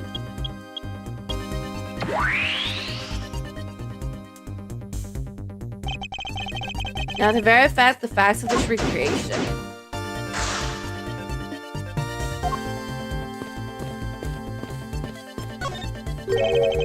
And recreate the weapon. I can't exactly recreate something I know nothing about. What were you hit with? The attack came from behind, so I have no idea. Doubt it was someone's bare hand. Where were you hit? I was hit on the right side of my head, just above my temple. There's a bit of blood, but it wasn't anything serious. Wait, my right or wait, my right or the wait, imagination. Now let's see if there's anything in the hallway that could have been used as a weapon. Probably the sword. Take that! Wait, am I right? There's indeed one such object lying here in the hallway. Prop sword. Okay, if that's the left and he hit him, shouldn't he hit him on his left side? Why didn't let kidnappers hide out? It's possible that the culprit took it with him after using it on me. To leave no evidence behind. It'd be worth a more thorough examination. Test with luminol. Culprit's wearing a costume at the time, so fingerprint analysis is useless. Let's run a luminol test. It's possible that some of my blood found its way onto this. Agent Lang, may I ask for your cooperation in this matter? Like, have a choice. Call a lab, boys! Understood. Except for a dab on the left side, it would appear that the blade is spotless. So it must have been the left side of the parcel that hit you. This makes sense. Update the recreation with this new piece of info.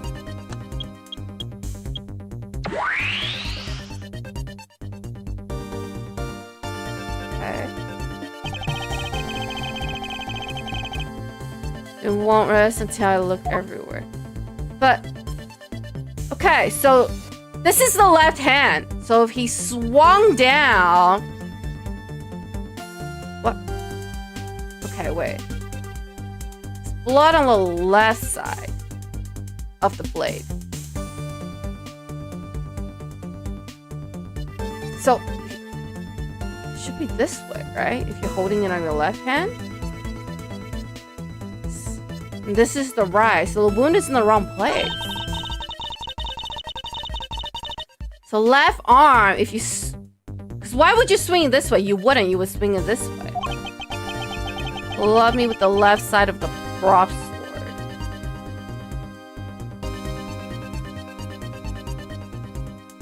Doesn't seem to make sense.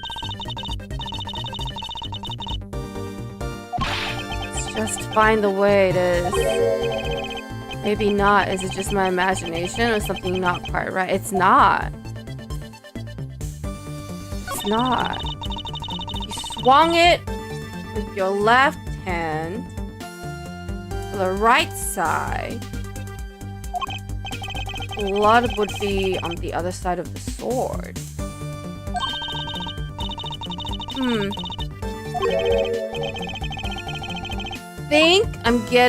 I'm understanding it. It's rather embarrassing to see myself like this. What you thinking about at the time? I don't recall, but I would guess I was thinking about the kidnapping. Face practically screams, I'm about to be conked over the head. I see.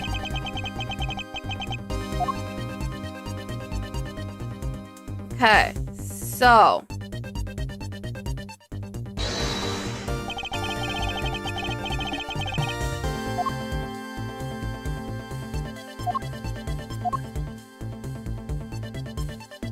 Let's talk about...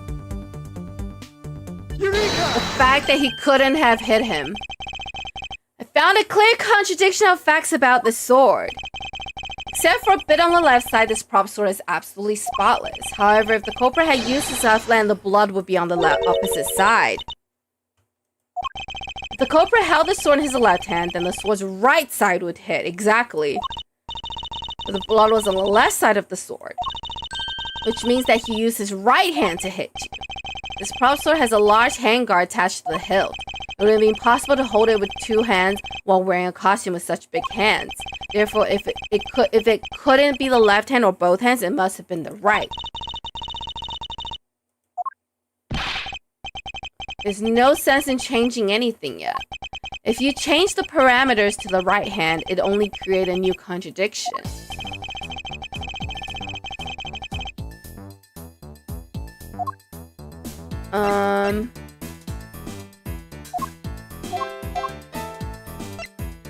Take that! The bad badger already holds a gun in his right hand, so he can't hold a sword in addition. If it wasn't in his left or his right hand, it means that the one who struck me could not have been the bad badger. Are you paying attention, Lance? Are you paying attention? Mr. Deacon could not have been the one who struck me. Which leaves only you as our primary suspect. Oh, it's you now? Oh, now you're owning up to it? It appears that you lied to me yet again. But see how quickly they catch up to you, Lance? Isn't Lance left-handed? Yes, but that's what makes this deception all the more interesting. He used his right hand to make it look like Mr. Deacon had been the one to strike me. But you see, firing a gun with one's dominant hand is difficult. But that leaves that level of But that level of dexterity isn't required to swing a prop sword. It's true. Please input this new data. The one who hit me from behind was Lance. Or should I say the proto-badger? Here we go!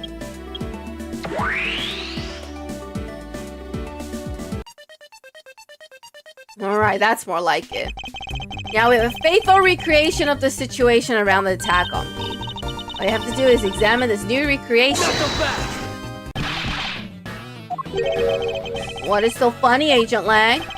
An amusing little gadget sure packs a punch, right?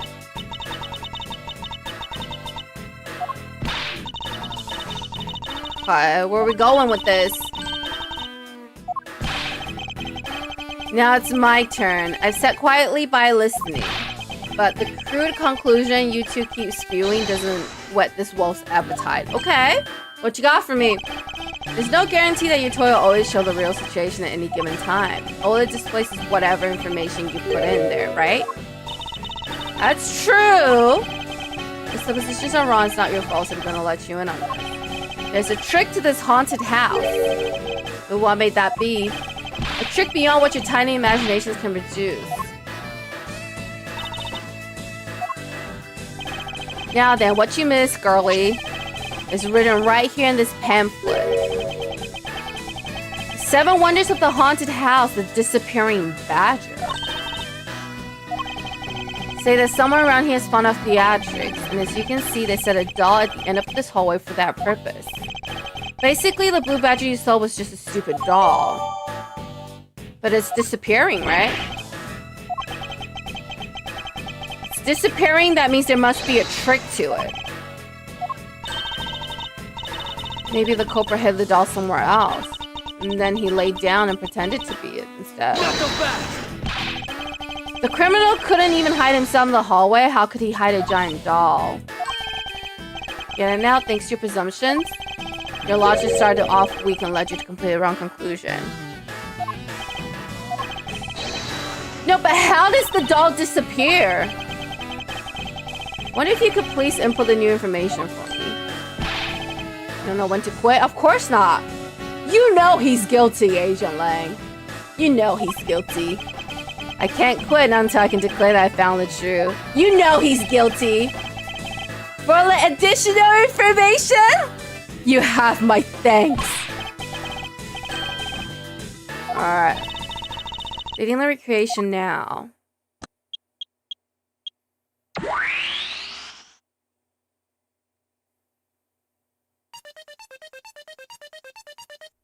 If the doll is disappearing, then there is a trick to it. It looks really weird. Look at how it changes from Blue Badger into the Proto Badger all of a sudden. Slumpleberry Badger was just a doll. Where was my attacker hiding? So we're gonna find out. Let's go. Alright, let's think about this. Creation can't be right, which means there must be a contradiction somewhere.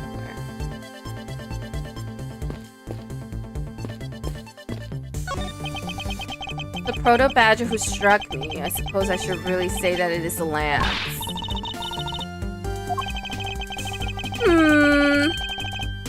I did need not resort to violence when the lawsuit I plan to bring to court will suffice. Alright. Alright, case going off. Case going off. Replica of myself. This isn't giving us much, so let's keep going. Have to never be caught by surprise again. Good luck. Alright, so there's nothing else this way. This doesn't do anything. When you take a look around, it almost feels more like a house of mirrors. Because I've heard of this many mirrors inside of haunted houses. Now, Lucy, know this is the real crime scene thanks to these mirrors. These shards, there's something different about them. The ones we found earlier are thicker than the shards from these mirrors on this wall. Some sort of design on the back. The pieces from that costume are certainly different from the other mirrors. What does this mean? Could it be that our pieces are not pieces of these mirrors? It's related to the disappearing badger trick. Pieces of set armor are in a pile here. Sort of interior design is meant to bring out a sense of abnormality.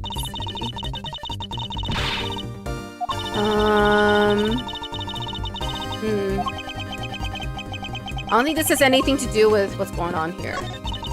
This is where the Proto Badger shows up in our recreation. Question is, where did he come from? There's no place to hide in our current world. This must be an inconsistency somewhere.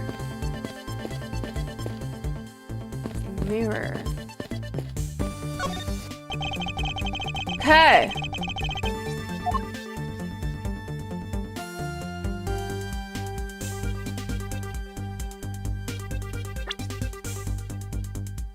Wait. Right to left. Left? I know what it is. This Blue Badger is just a doll for use in this haunted house. There's a mirror! But the one who killed this Blue Badger was the bad badger. It's the mirror. Each other's worst enemy. This goes from right to left, and the doll is left to right. So there is a mirror. That's how it disappears. All right, here we go.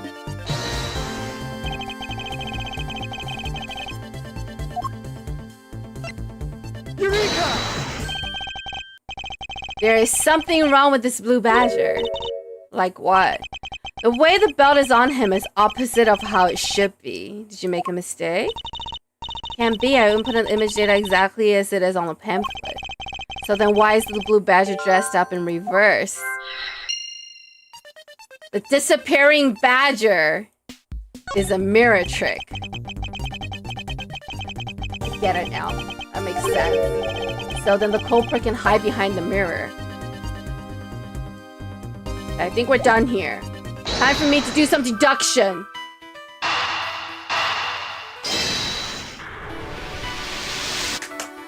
Oh! So good. Okay, do you remember what you said earlier? About the mirrors. About how this building might as well have been a house of mirrors? That would explain the reversed or mirrored image. Yes, this Blue Badger might be nothing more than the reflected image of a real one. And was the Blue Badger you saw just a reflection? When I looked down this hall, I thought it was perfectly straight. However, if there was a mirror, then it would actually form an L shape. Precisely, I was deceived. The hallway was almost pitch black. and there was a beam in the way that obstructed my view of the other hallway. Why build up this like this? It sounds pointless to me. Hey, this house is just another attraction at an amusement park. They created a mirror wall for a very specific purpose, one I can point out to you. For the disappearing badger!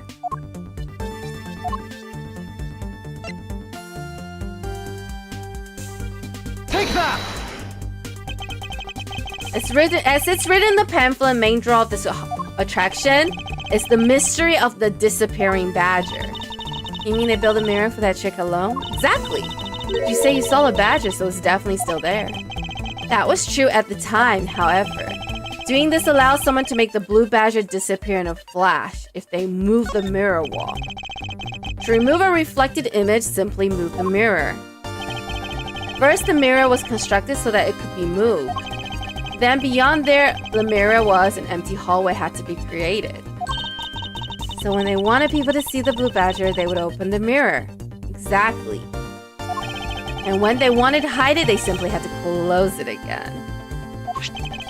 This explains why the other side of these fragments have a design on them. The pattern's the same as the other walls in this hallway.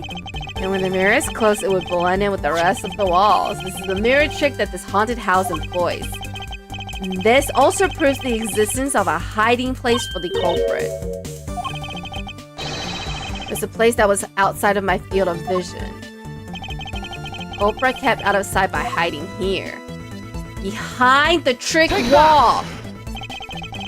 There was a very large blind spot, one I could not see beyond, and it was there. If my assailant hid on the other side of the movable mirror, then you wouldn't be able to see him exactly. He didn't even need to do anything to the blue badger doll. All he had to do was wait for me on the other side of the mirror. I just thought of something. What is it? Shouldn't the mirror wall be broken right now in reality? Since we have a few shots of it, we can probably assume it is. It most definitely is broken. The question is, when was it broken? Since we found these inside the victim's costume, that would mean that the victim was there when the mirror was broken. Oh yeah! Leave the money and go now.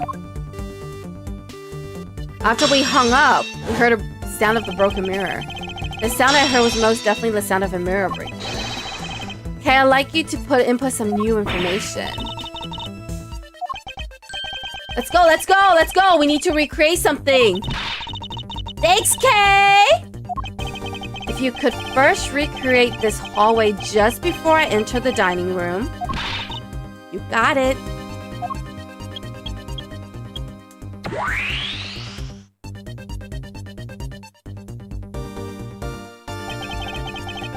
I believe this is how it was right before I entered the dining room. Although at the time I thought it was but a single straight hallway, and then I went inside, it was around then that I heard a sound of a mirror shattering. Yes, I believe it was then that the mirror was broken. So then when you step outside into the hallway again, the mirror wall should no longer exist. Okay, please recreate that.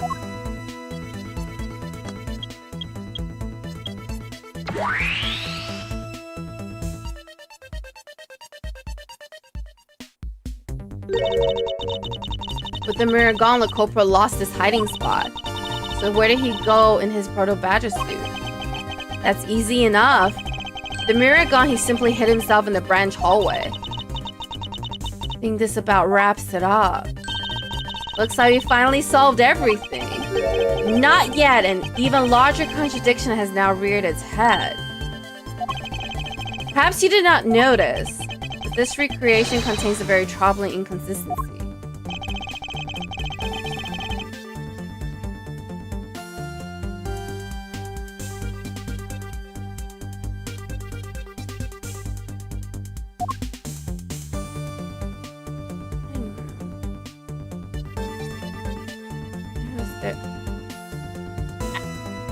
There should be nothing there when I came back out. Take that!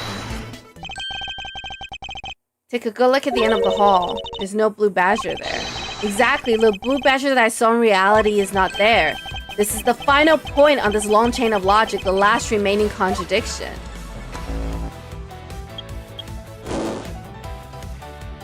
If the mirror was broken, there should have been no badger at the end of the hallway.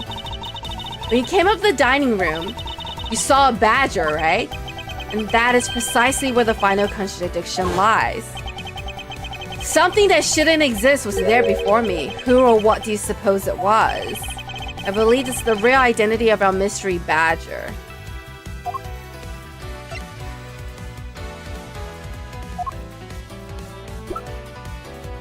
It would have been Mr. Deacon in his bad badger costume.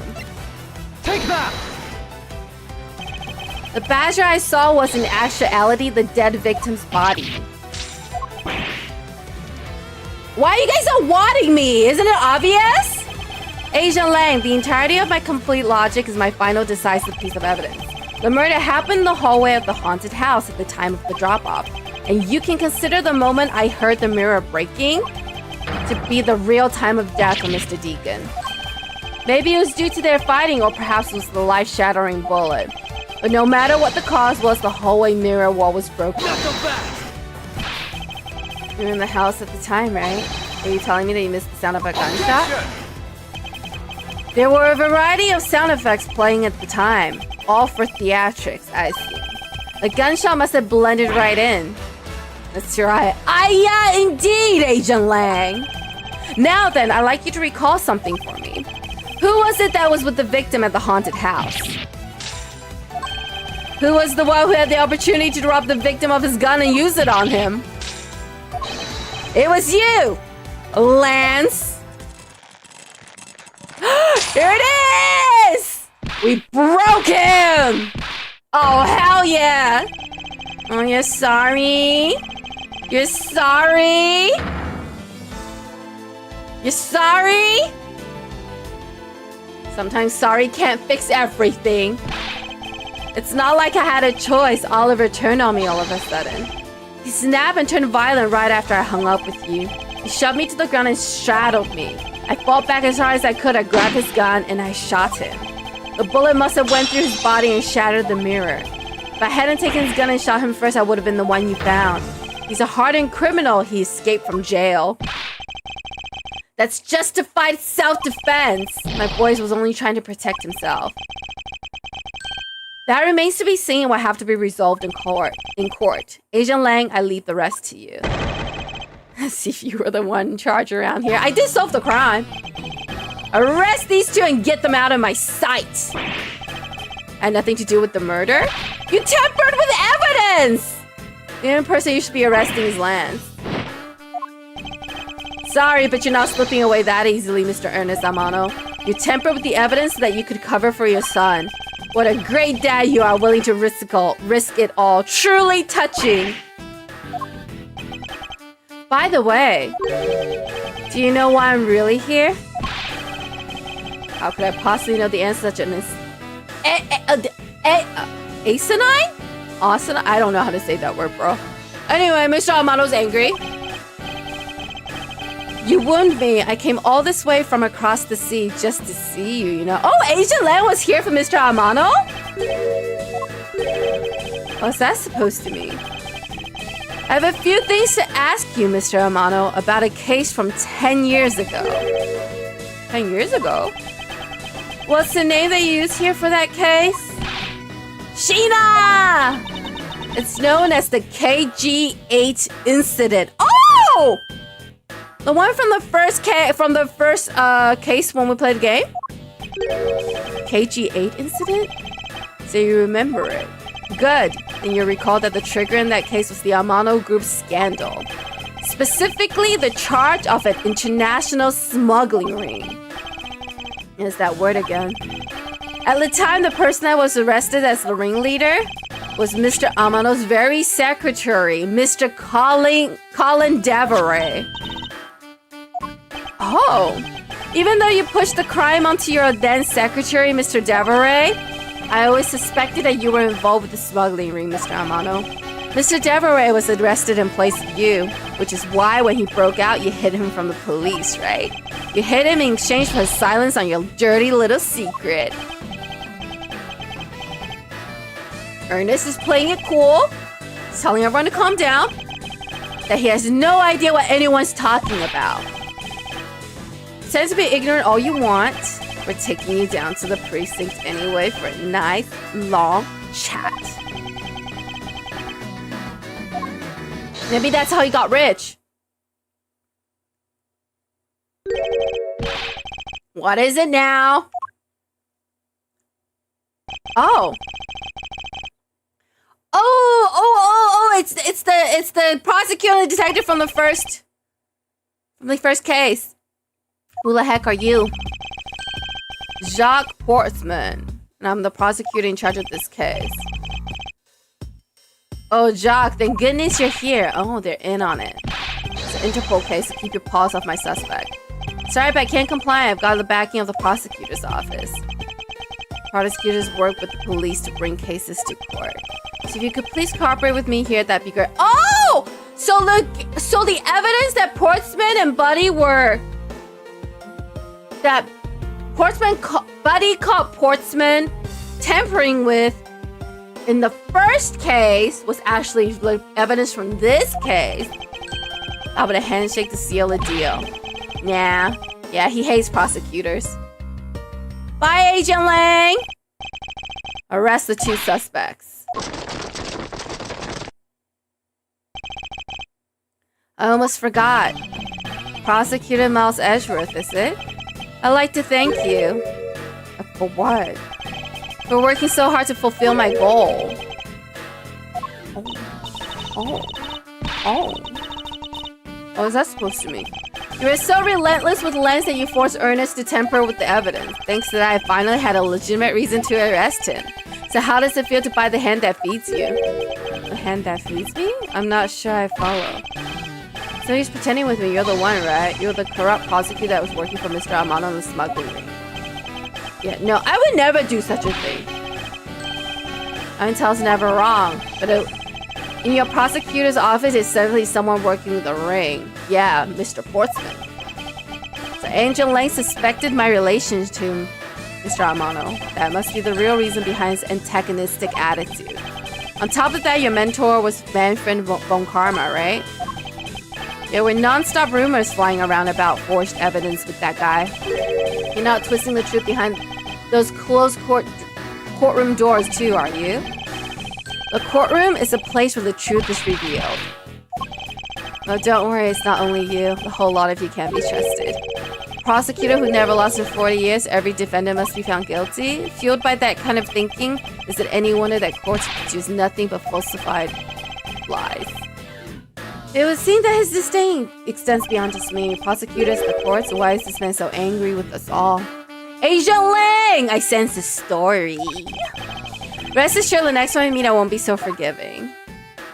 Alright. You're welcome. Don't you forget it. I won't. Goodbye.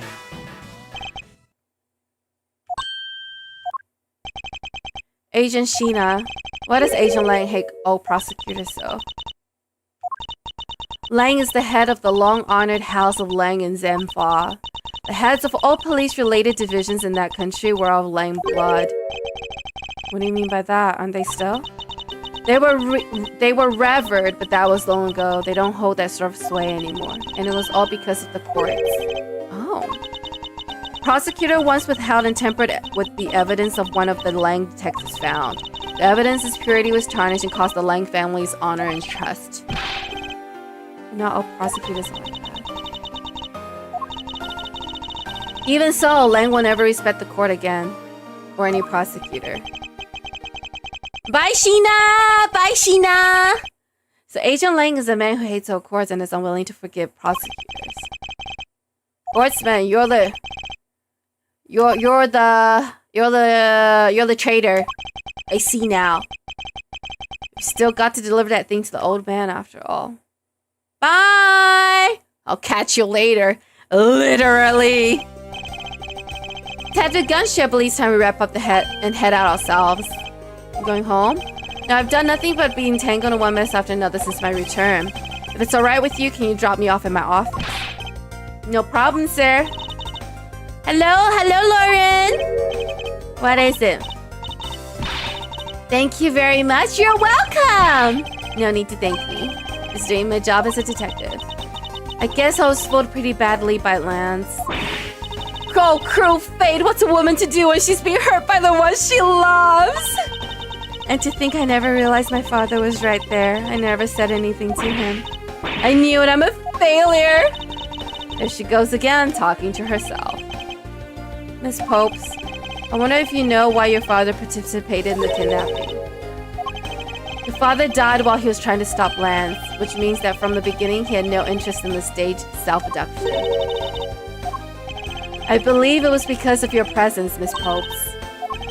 Lance realized that the two of you were related, which is why he used you as hostage to coerce Mr. 𝍊🋼into cooperating. As a felon, he could not tell you of his real relation to you. However, as the Amano family butler, at the very least, he was able to watch over you. It was all he could do, but that was the shape of his overflowing love for you. Are you okay, Lauren? That is... Thank you very much. You're welcome! Although there is no need to thank me. Aww! You've added another to your fan club, Edgeworth! This is so much older than you. Bye, Lauren! So you've completely stolen her away. Way to go, sir. Your technique's way beyond the level of a great thief. He doesn't understand what's happening. Your deducing skills may be sound, but you have no street smarts. Yeah. He's very smart, but also very dumb at the same time, Kay. He still hasn't figured out who I am at all. You haven't remembered all this time, I guess I'm just going to have to say it. This isn't the first time we met, you know. Wait, what? We met before, Kay? Looks like you totally forgot me too, Gummy. Gummy? Here, maybe this will jog your memories. I promise I return this to you one day, remember? Wait, what? That single piece of cloth took me back far into my past. To that fateful day 7 years ago when I first met the then child Kay. And Detective Gumshoe. Wait, what? The end! Wait! Unanswered questions. I have so many questions now. Save your progress, yes. Hang on. Alright. Turnabout reminiscence. Here we go. I must know everything.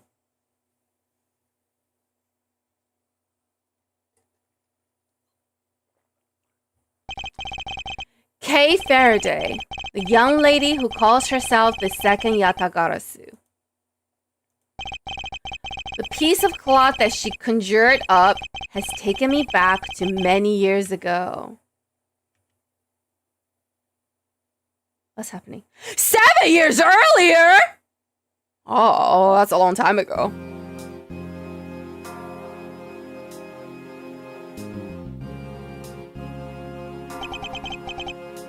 That's right, I did it. I killed the guy. Whom's all these people? But it was the great Yatagarasu that told me to do it. Okay, there's a lawyer. I asked the defendant just what exactly you're talking about. Don't you get it? I know the true identity of the Yatagarasu. Oh. The Yatagarasu is the man standing over there at the prosecutor's bench. Oh, don't you dare deny it? You told me to kill him when you snuck into the embassy. Who? Kill who? Are you claiming that Mr. Faraday? Is that case, Papa? Anna, please listen to me. I'm telling the truth. You gotta believe me. Wait, case Papa was a prosecutor? In accordance with the defendant's accusation, a new prosecutor shall be called to replace Mr. Faraday. This court will be in recess until a new prosecutor is ready. Huh? What is happening? Oh, it's Edgeworth! He's so young. September 10th, 3:20 p.m. District Court, 3rd floor lobby. It's almost time for me to enter the courtroom. And so it is that my first assignment as a prosecutor will be as a replacement for a prosecutor who is being accused by the defendant. What in the soap opera? It's the 𝍊🋼🍊🍊. Damn, you bow! Have you read over all of the documents regarding this trial? Yes, sir. I've memorized everything there is to know. No, we didn't. No, we haven't. No, we haven't. Very good. Oh, he looks so young and baby here. The paperwork for the prosecutor substitution is just about complete. Edgeworth. Always bear in mind that as your mentor, I, 𝍊🋼🍊🍊, will accept nothing short of perfection.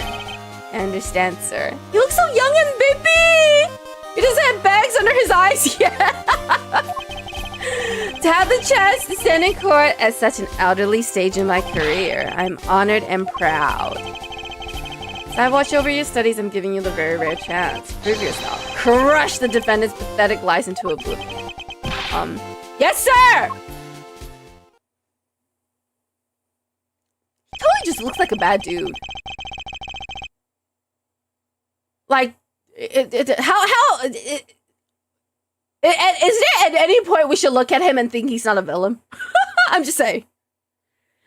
That such a legendary prosecutor will be watching and judging my performance. I have to be perfect in every way. Alright, well, let's take a look around and see what's up. He's just an old dude. Chill! Oh no, man. I guess I'm somewhat biased because I already know he's a bad guy. A bookshelf, huh? Compendium... What? That's not a real word. Compendium of laws for beginners. I don't have the time to read this and second guess myself now. The trial will resume shortly. Please wait a moment, sir.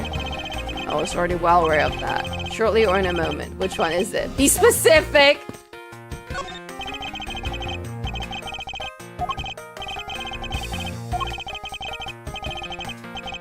Okay.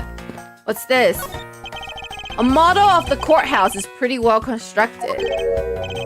Hands and a face. Don't tell me this thing transforms. Is it a transforming building? I wonder for what other purpose could I have built this. Who's this grandma?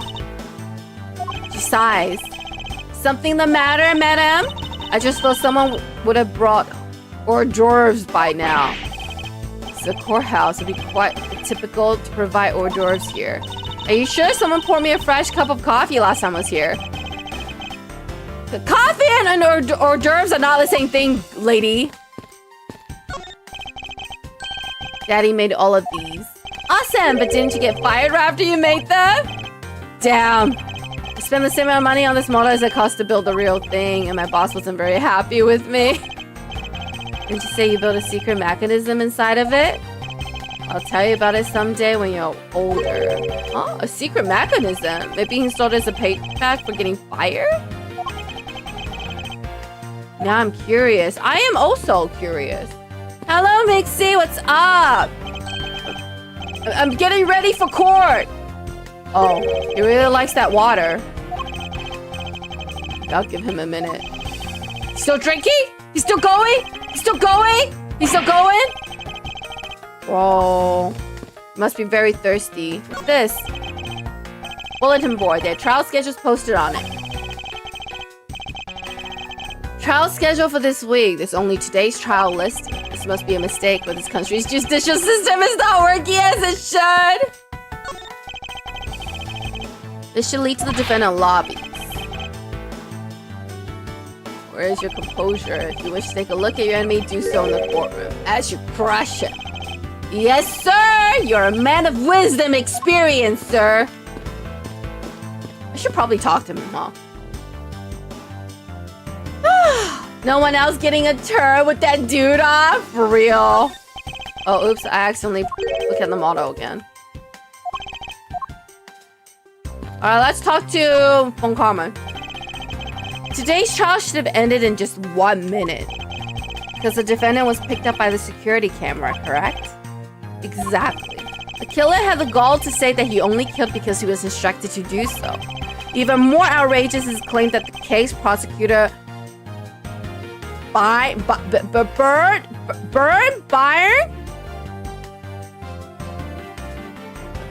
Did Burn Faraday? I don't know. Byron Faraday? What? Huh? What? Huh? Why can't we have normal names that I can pronounce? I'm going with Byron. Byron Faraday gave the order. Faraday is such a fool. He's been cornered by his very own prey. Are you an acquaintance of Mr. Byron Faraday? He's a pathetic man who speaks nothing but nonsense. Nonsense?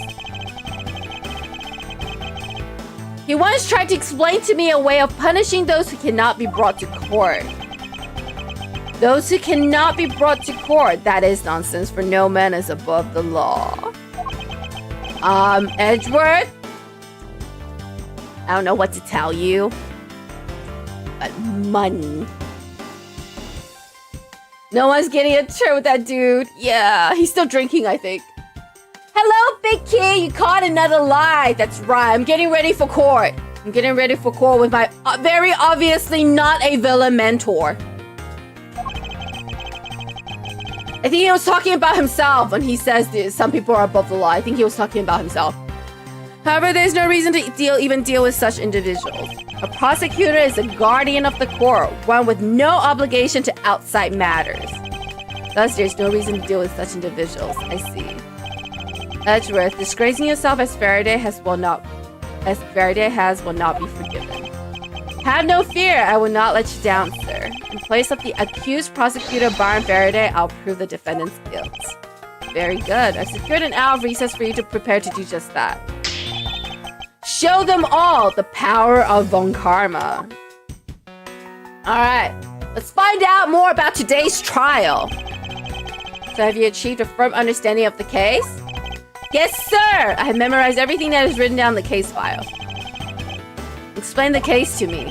I want to see if you really know what you're talking about. Alright, this is their way of giving me the player exposition because I don't know what's going on. A murder was committed on September 8th in front of the... Why can't this game have things I can pronounce? The 𝍊🋼🍊 Embassy. I'm assuming the H is silent. The victim, Mr. Deadman. Oh, Mr. Deadman. Mr. Deadman. Mr. Deadman. Mr. Deadman, I'm guessing it's supposed to be a pun for Mr. Deadman, was a staff member at the embassy. The defendant in this case, Mr. Mackerel, like mackerel, was held for questioning the night of the incident as he was deemed suspicious. He was quickly placed under arrest for possession of the murder weapon, a gun. Going to pick up some late night Taco Bell right now. Ooh, that sounds so good. That sounds so good. I usually don't get Taco Bell, but Taco Bell tastes amazing at like 10 p.m. I can't explain why. It just tastes better. Maybe because it's the only thing that's still open around here. Oh man, I could do with the Supreme Crunch Wrap right now. I could do with the Supreme Crunch Wrap right now. What do you usually get? Are you a chalupa guy? Or are you a taco guy? You know who's not getting Taco Bell? This dude that's dead. Furthermore, at the time of the murder, the great thief Yatagarasu had successfully infiltrated the Kodopian embassy as well. Kodopian. I feel like that's a euphemism for another country. At first, Rao claimed that he himself was the Yatagarasu, but that he did not kill Dade Man. I wonder what he expected to gain from such a desperate lie. It's possible that he wants to go down while in the spotlight if he's found guilty. There truly is no limit to people's inanity. But I digress. Continue, Edgeworth. Yes, sir. I love the Mexican pizzas. But also, crunch wraps are fire. I miss the nacho fries, though. I don't think I've ever had their nacho fries. I can't eat that much, so usually I'm full just on the crunch wrap by itself.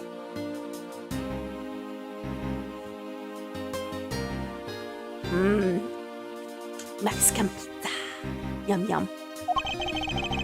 During the trial, the prosecution presented a security footage that captured the murder. The footage clearly showed Mr. Rao as the murderer. The act of Mr. Rao firing the gun could be clearly seen from the visitors' gallery. Upon seeing that the defendant retracted his statement and admitted to the murder, I did it because I was told to by the real Yatagarasu, Baron Faraday. That sounds about right! However, you've forgotten one thing. While this may appear to simply be the murder of a Kodopian embassy staff member. What is Kodopian supposed to be? I wonder. I feel like it's a reference to a real country. I just don't know what. People are actually referring to it as the second KG8 incident. The second KG8 incident? I'm very sorry, sir. I fear I failed to study hard enough. But even among the police, it's information that only a select few are privy to. Could you please enlighten me, sir? Alright, let's talk about the second KG8 incident versus the first KG8 incident. What do you mean by the second KG8 incident? In order for me to tell you that, you must first learn about the original case. Take a look at these documents. This is a 3-year-old newspaper. KG8 incident overview data jotted down by organizer. You've heard of the Amano Group scandal before, correct? Yes, I have. The secretary of Ernest Amano, the Amano Group's director, was arrested under suspicion of smuggling. CCU was an employee of the Amano Group and the sole witness to the smuggling operation. It was she who brought the crime to light. However, Miss Yu was silenced before she could testify in court. Wasn't a Kodopian embassy staff member arrested for the murder? Okay, so there's CC. Yes, a Kodopian by the man of 𝍊🼼🍊 was the suspect. 𝍊🼼🍊.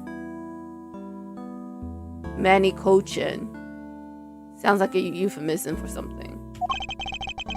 However, due to lack of evidence, the case went unresolved. If only I was in charge of the case, I would have done everything in my power to prove his guilt. To make sure that all criminals are found guilty, my mentor really is dedicated. Faraday was the prosecutor on the case then, and he was as pathetic as ever.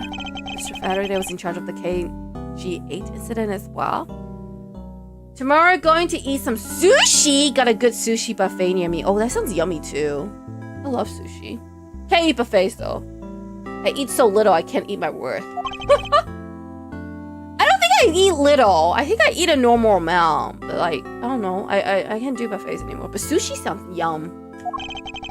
And now once again, the victim of the case you're currently assigned to is someone who is scheduled to testify against the smuggling organization. And just like last time, the victim was murdered right before he was to testify. You're catching on. The victim was murdered just before his day in court against the smuggling organization. Events are occurring almost exactly the same way as they did in the KG8 incident. So that's why it is being called the second KG8 incident. Yes. There's one difference between the two incidents. And what would that be? The so-called noble thief that is sending everyone into an uproar. The great thief Yatagarasu. To find out more, Hi, tell me about the Yatagarasu. It is true that the Yatagarasu showed up at the Kodopian embassy. What could he or she have been after? No doubt to steal any suspicious accounting records and release them publicly. Or more likely to steal secrets from the Kodopian embassy itself. Since the item that the Yatagarasu stole from there was sent to the police. I can tear up some sushi, I think they lose money on me. Damn. Could not possibly be me. I'm just hungry. What was it that the Yatagarasu sent to the police? I don't know the details. Anything related to the Yatagarasu is getting the top secret treatment. Still, I find it very ironic. By returning the stolen item to the police was proof positive that the Yatagarasu had infiltrated the embassy on the same day the staff member was killed. Criminals have a way of incriminating themselves, wouldn't you say? True. That ain't facts, Von Karma. It would have to be the first time the Yatagarasu has left evidence behind, correct? Yes. If you wish to learn more about the Yatagarasu, then I suggest you ask Faraday. Mr. Faraday? Happens to be the prosecutor in charge of the Yatagarasu case as well. Oh, wow. The prosecutor in charge of both the KGA incident and the Yatagarasu case. Mr. Faraday really has a lot on his plate. Oh! There's the baby K! What is the little girl? You're scary, mister. Do you need something? I wanted to trade these coins with you. It's fistful of dime quarters and pennies, but it looks like you exactly $1. Is this what you want? She's so cute! Oh, she was so cute when she was baby! Thanks, that's exactly what I needed. Okay, bye, baby K! That child be here to watch the trial? How disrespectful for a child like that to be running around inside the courthouse. Does no one have respect for this country's judicial system anymore? Huh? Paperwork for the prosecutor substitution is complete. Alright, we ready to go? Can I have you mopping up this courthouse and I'm protecting it in an instant? It's no bother, sir. Not being completely prepared could prove to be a perfect handicap for me. Proud ones you are. You had better collect the evidence from Faraday and prepare yourself. It's time for your debut to Edgeworth. Alright, here we go.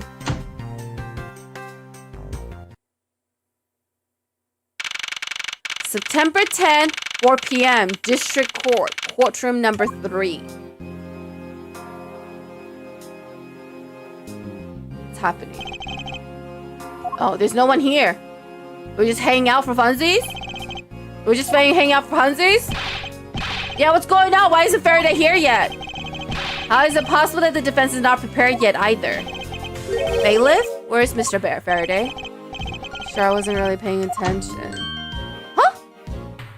Do I like anime? Yeah, sure. I watch anime. Here and there. Must be the one Mr. Von Karma recommended. Yes, sir. That's me.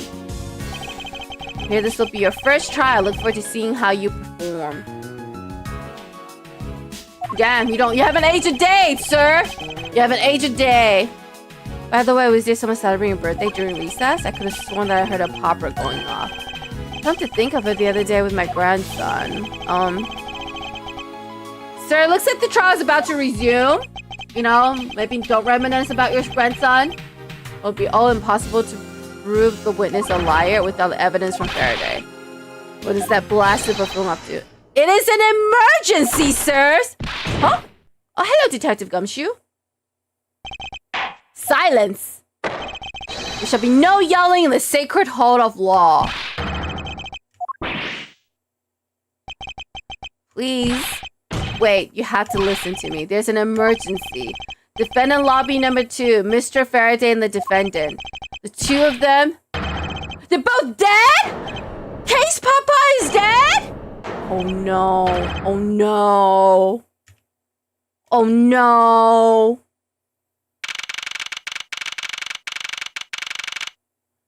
Okay. We're at the 3-0 mark. We're at the 3-hour mark, so we're gonna stop here. We're gonna stop here. Because if we keep going, we're gonna go over the 3-hour mark, and I don't want to do that. Because I'm hungry and I want to go get food. So, we're gonna save here. And then we're gonna go back. And then we will continue with the death of Case Papa next week. I'm really excited for this Friday's Demon Slayer movie. Oh yeah, it comes out this Friday in the States, huh? I'll watch it eventually. I hope you have a good time. Enjoy it, enjoy it. Tell me how it goes. Tell me how it goes. No, you can't spoil because I already know what happens. I read the manga, but yeah, I hope you enjoy it. All right, well, that is it for today. That is it for today. We solved the kidnapping of Lance Amano, and we solved the murder of the butler, Mr. Deacon / Mr. Devilray. And now we have gone back in time 7 years to the murder of Case Papa. But we will continue next week. There will be no stream on Wednesday because I'm gonna be very busy grinding in Grand Blue Fantasy because I won the new skin. So that is what I'm gonna be doing instead of being here playing games. I'm gonna be suffering instead. We will be back on Saturday for Persona 3 Reload at 7 p.m. PDT. So I will see you guys then. Good night, thank you. I'll definitely let you know, and I read it too. So good. Zach, I'm so excited. So excited. She knows my wife.